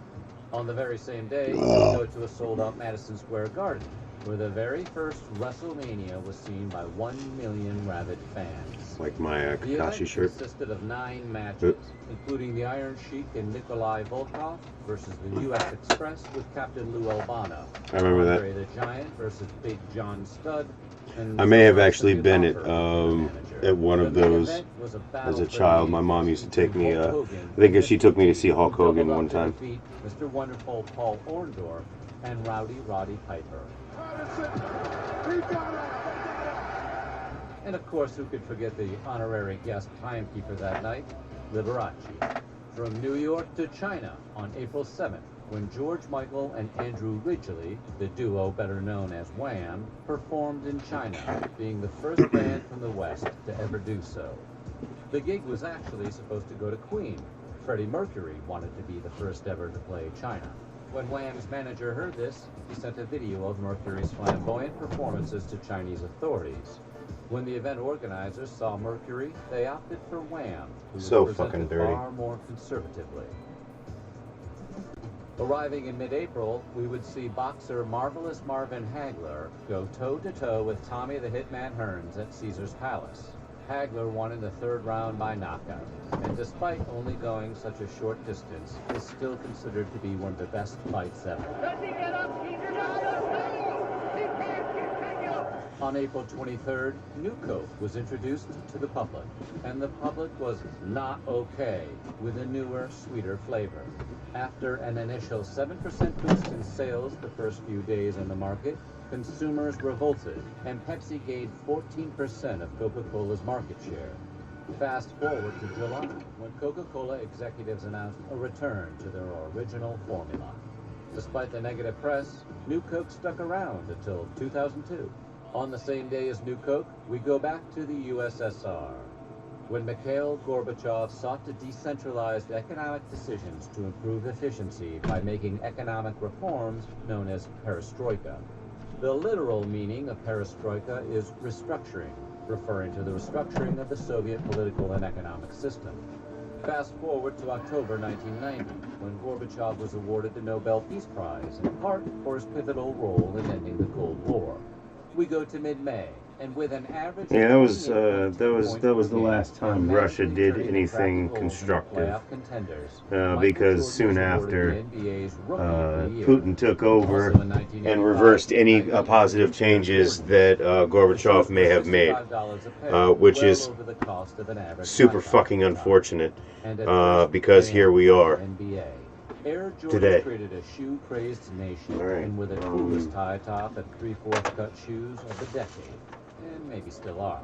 Today, the Jordan brand is worth over $3 billion. On May 20th, the FBI arrested John Anthony Walker, a United States Navy chief, warrant officer, and communications specialist who had been spying for the Soviet Union since 1968 for $1,000 a week. Walker's ex-wife turned him into the FBI after years of pleading with him to stop. Fast forward to August, when Walker was tried and sentenced to life in prison.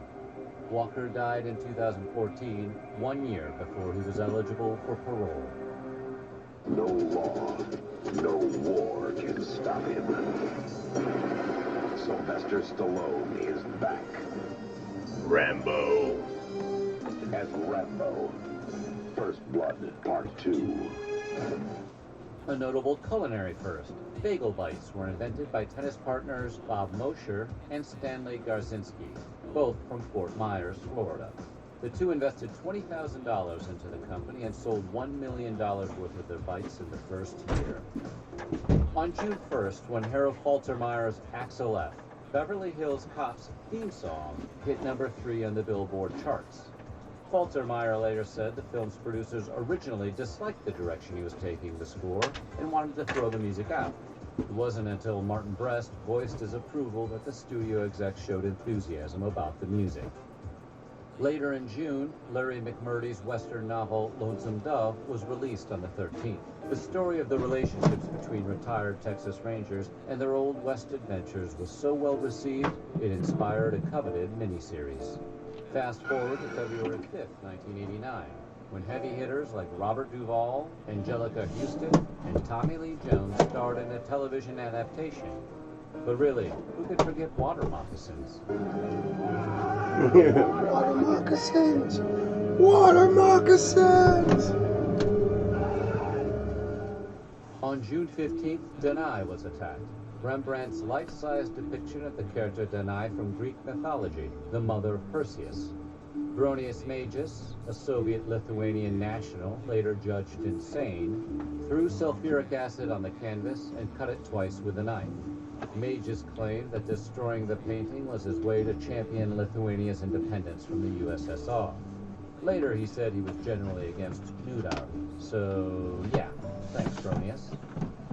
In late June, we go to the road, laundry where you can put no away. longer get your kicks, because Cool. Route 66, the highway which spanned 2,200 miles from Chicago, Illinois to Santa Monica, California, was officially removed from the United States highway system after it had been replaced in its entirety by segments of the interstate highway system.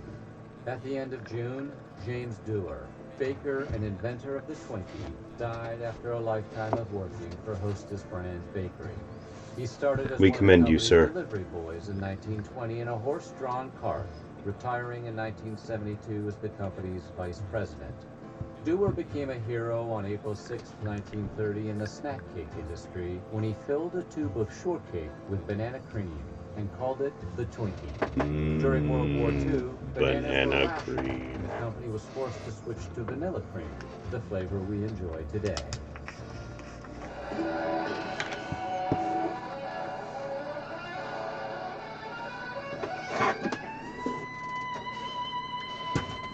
Wonder if I'm going to get hit with copyright for that.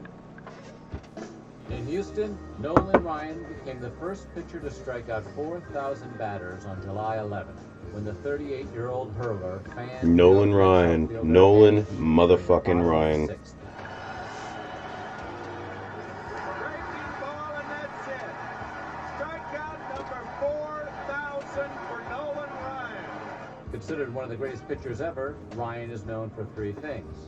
He has the current MLB record for most career strikeouts with 5,714. Yes, sir. Ryan could hit 100 miles per hour on the radar gun until he retired at 46. At 46, that motherfucker was still putting heat. Jesus. Look at this. Yeah, and he was known for getting in fights.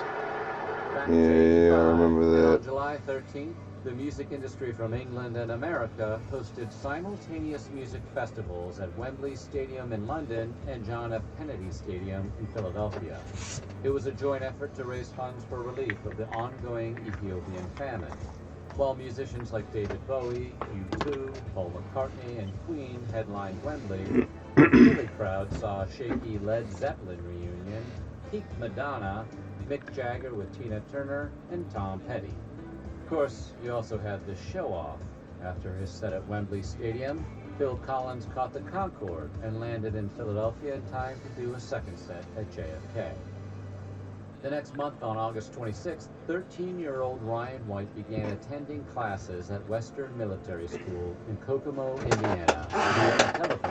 Way down in Kokomo. National poster child for AIDS in the U.S. after his school administrators barred him from attending classes. Probably not the same person Kokomo, once he but acquired the who knows? disease from a contaminated blood transfusion.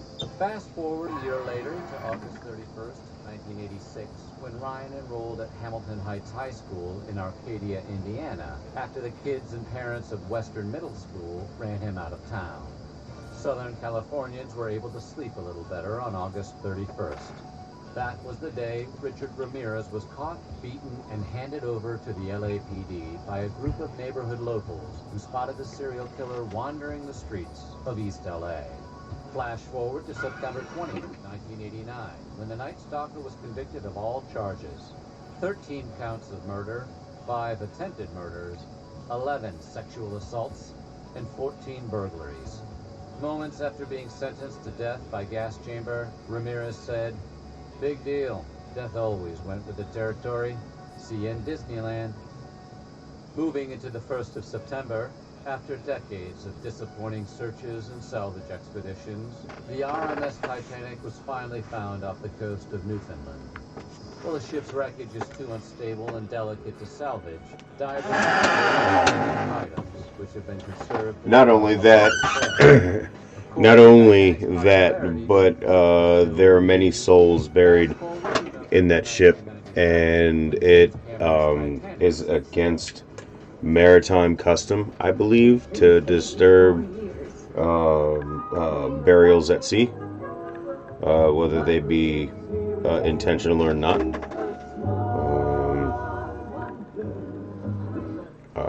I know on Ornery, unpleasant, impolite, and downright that's part of your charm. Thank you, you bed-hopping relic.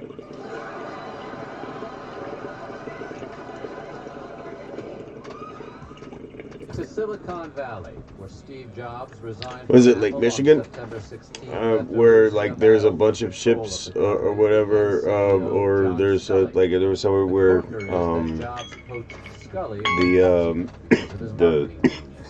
The parent Apple is Coke Family.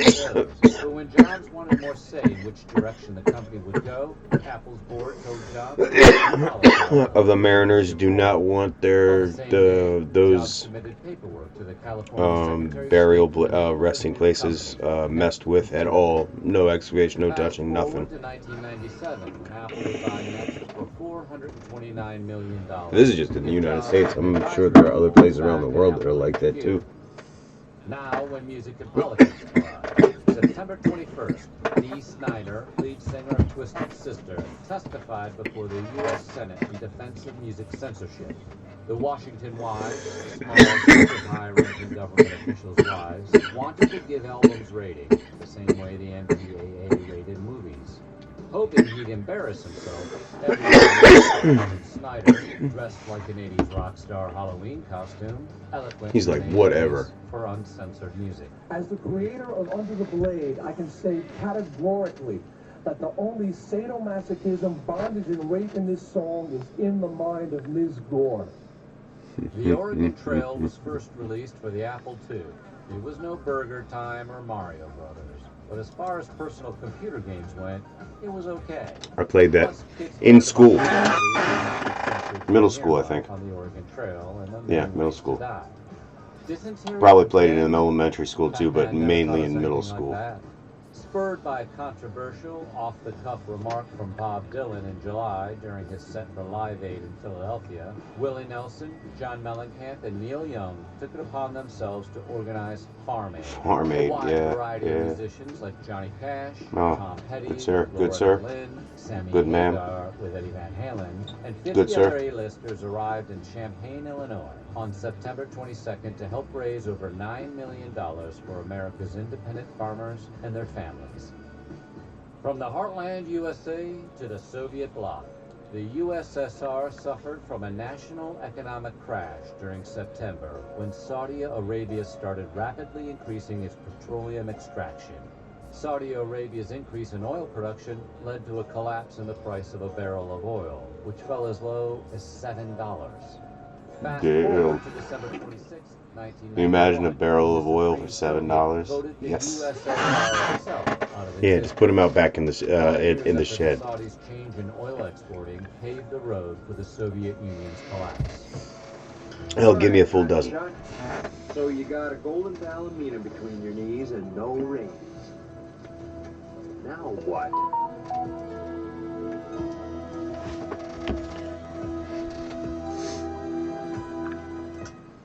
To video games. It was on October 18th, Nintendo Entertainment Systems made its Bitcoin is recovering a little bit. Small test market in New York City. The first NES gaming system cost your parents $149.99, and it came complete with Super Mario Brothers, Duck Not by Hunt, much, a light gun attachment for Duck Hunt, and an extra controller. And let's not forget, you needed extra lung capacity for blowing on a cartridge just to get a game to work. By 1990, 30% of all American households owned a Nintendo, compared to 23% for homes that had a personal computer. 3 days later, on October 21st, former San Francisco supervisor Dan White dead behind the wheel of his wife's car. Less than 6 years after assassinated San Francisco Mayor George Moscone and Supervisor Harvey Milk. Both Mayor Moscone. A while back, I bought a little bit of Bitcoin through. You may also remember White as the man who defended the murders with what's now TD Ameritrade, I think it was. Just for a little bit, just for like fractions. But it's enough for me to sit there and watch it rise and fall in the market. Sort of just an experiment. Because it was the fourth time Martin had even when people tried to explain it to me, they couldn't give me a satisfactory answer about what exactly Bitcoin is and what it's for. Practically. I don't give a good fucking goddamn about theory crafting, NFTs, or whatever the fuck has been going around. But I do find the idea New York Times of on a November 17th, digital. when the paper described it as a super drug. This wasn't your daddy's cocaine. It was addictive. I don't know. cheap, I mean, In the I don't 80s, know the if I drug would agree devastate with it half being communities. currency And so with much, tough on but crime policies as well as the war on drugs, like harsh if you mandatory drug sentencing would be the catalyst for the could prison population boom. The nation's response to crack? Fast make forward to Bitcoin work 1992, for you when Pee Wee Herman and wrote this the big internet at HM large, PSA about the that would be dangers kind of crack. cool. Look, everybody wants to be cool, Oh yeah. but doing it with crack isn't just wrong. It'd be dead wrong.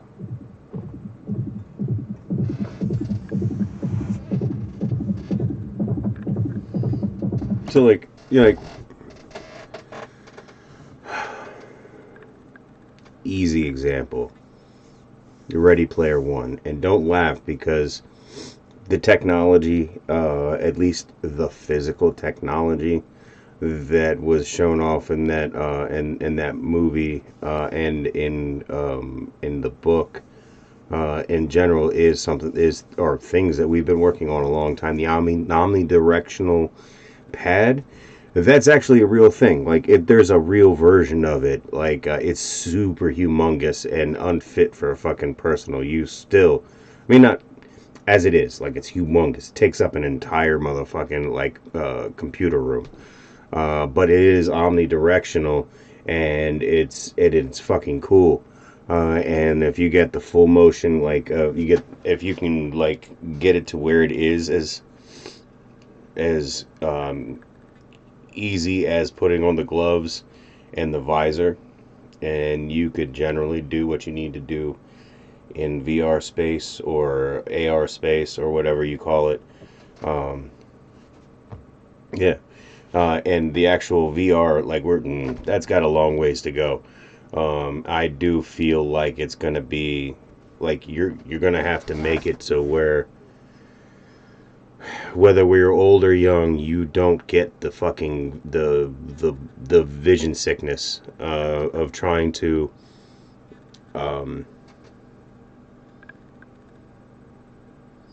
don't know what it is, man. I guess it's sort of like you still feel like you're slightly moving in water, especially when looking around quickly. The blur is always there. And even when you have a really good rig, there's nothing,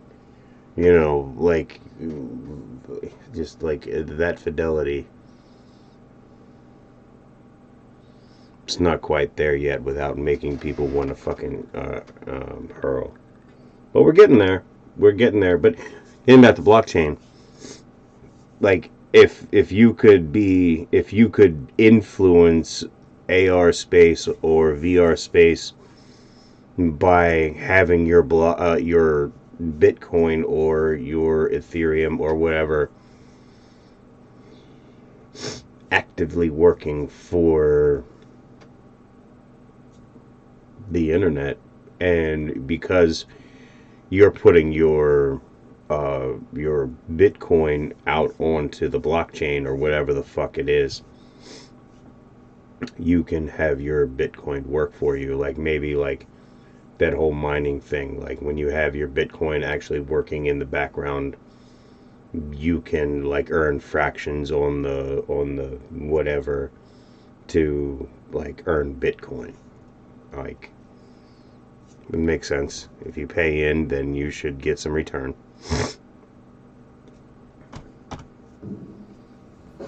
We're not going to show it. Like a bank, but not, actually working for you and everyone else. Broke Joe Theismann's leg in three during a Not altruism, it's just you found a way to make money and be useful to the world at large. A net positive for everyone. That day would be Theismann's last day as a football player. Yeah, that was a particularly grisly injury. NFL games, but his big broadcasting moment came when he hosted American Gladiators. Fast forward and to the date of Theismann's injury on November 18th, 2018, when J.J. Watt and Kareem Jackson inflicted the same injury to another Washington quarterback. Alex Smith. Worth noting, as of the making of this video, Alex Smith is returning to the NFL. Yeah. He's worried. Tell it. You heard it. You see? He's not a machine. He's a man. You're flattered up. No. Moving into December, the Chicago Bears released the Super Bowl Shuffle on the 3rd. Fast forward to February 1st, 1986, when the Super Bowl Shuffle peaked at number 41 on the Billboard Hot 100. For a decade filled with great music. How did that happen? 2 days later, on December 5th, Christopher Forbes, vice president of Forbes magazine, bought a 1787 Chateau Lafite Claret for $157,000. Yeah, beware. The rare 198-year-old bottle of wine was said to have once been owned by Thomas Jefferson. Glug, glug, glug, glug, glug. Can't see. Fast forward to 2005, when billionaire wine collector Bill Koch, yes, that Koch, the shadowy Except Koch that it brothers, wasn't. bought 4 bottles of 1987 Chateau Lafite from the same batch Forbes bought his bottles. Koch's staff began the process of certifying the 4 bottles and soon found out the entire batch, including Forbes' bottle, were fakes. Glug, glug, glug, glug, glug, glug, glug. Rough. Fakes. On December 23rd in Reno, Nevada, 20-year-old James Vance and 18-year-old Ray Belknap shot themselves in an apparent suicide pact. Vance's parents lawyered up and sued Judas Priest, alleging the boys were told to shoot themselves. Oh yes, personal accountability is fucking never the answer.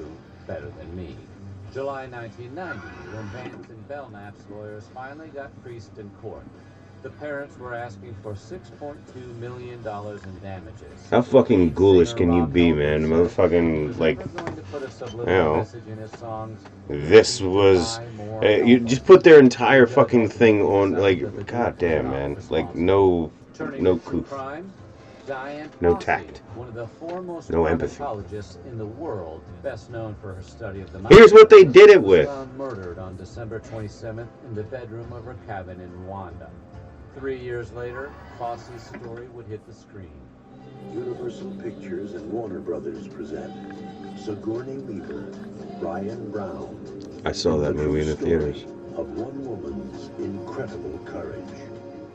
Finally, on the last day of the year, which maybe not in the theaters, maybe it was on cable. On his way to headline a big I saw RoboCop in the movie theaters. Rick Nelson died. Only movie me and my grandmother ever. Less than 2 miles from a landing strip. Not the only movie we ever saw, but it was one of the movies we saw together. Wreckage from the cockpit windows. After a year-long investigation, the National Transportation Safety Board concluded that a definite cause of the crash was unknown. Nelson was 45. 1986 was just around the corner when America would hit the need for speed. A human chain would form across the country, and a future media giant show would make its debut. But you're just gonna have to wait until next year. Coming up next, 1986. So what do you think? 1986 was also a good year. What's your favorite year? Let us know in the comments below. And while you're at it, check out some of these only about the 1980s videos from our 1986. We made it. 1985. It was the just gonna load the 1986 up for next time. There we go. All right.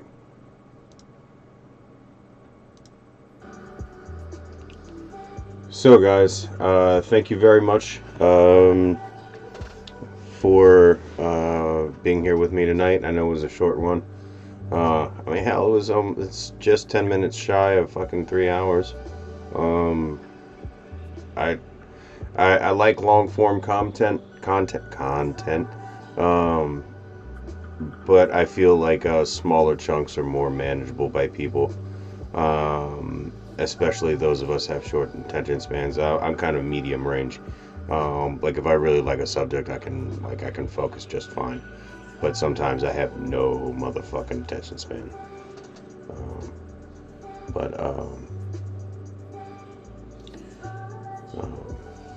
Yeah, I think that's it for the night.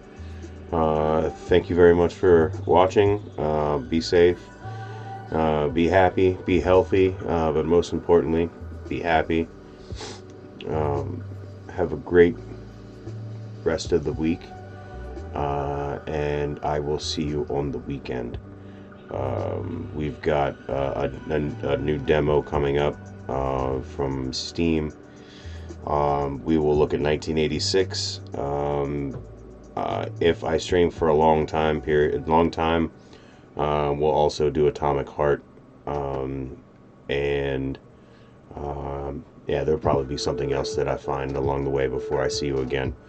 So you guys have a great night. I'll see you in the next one.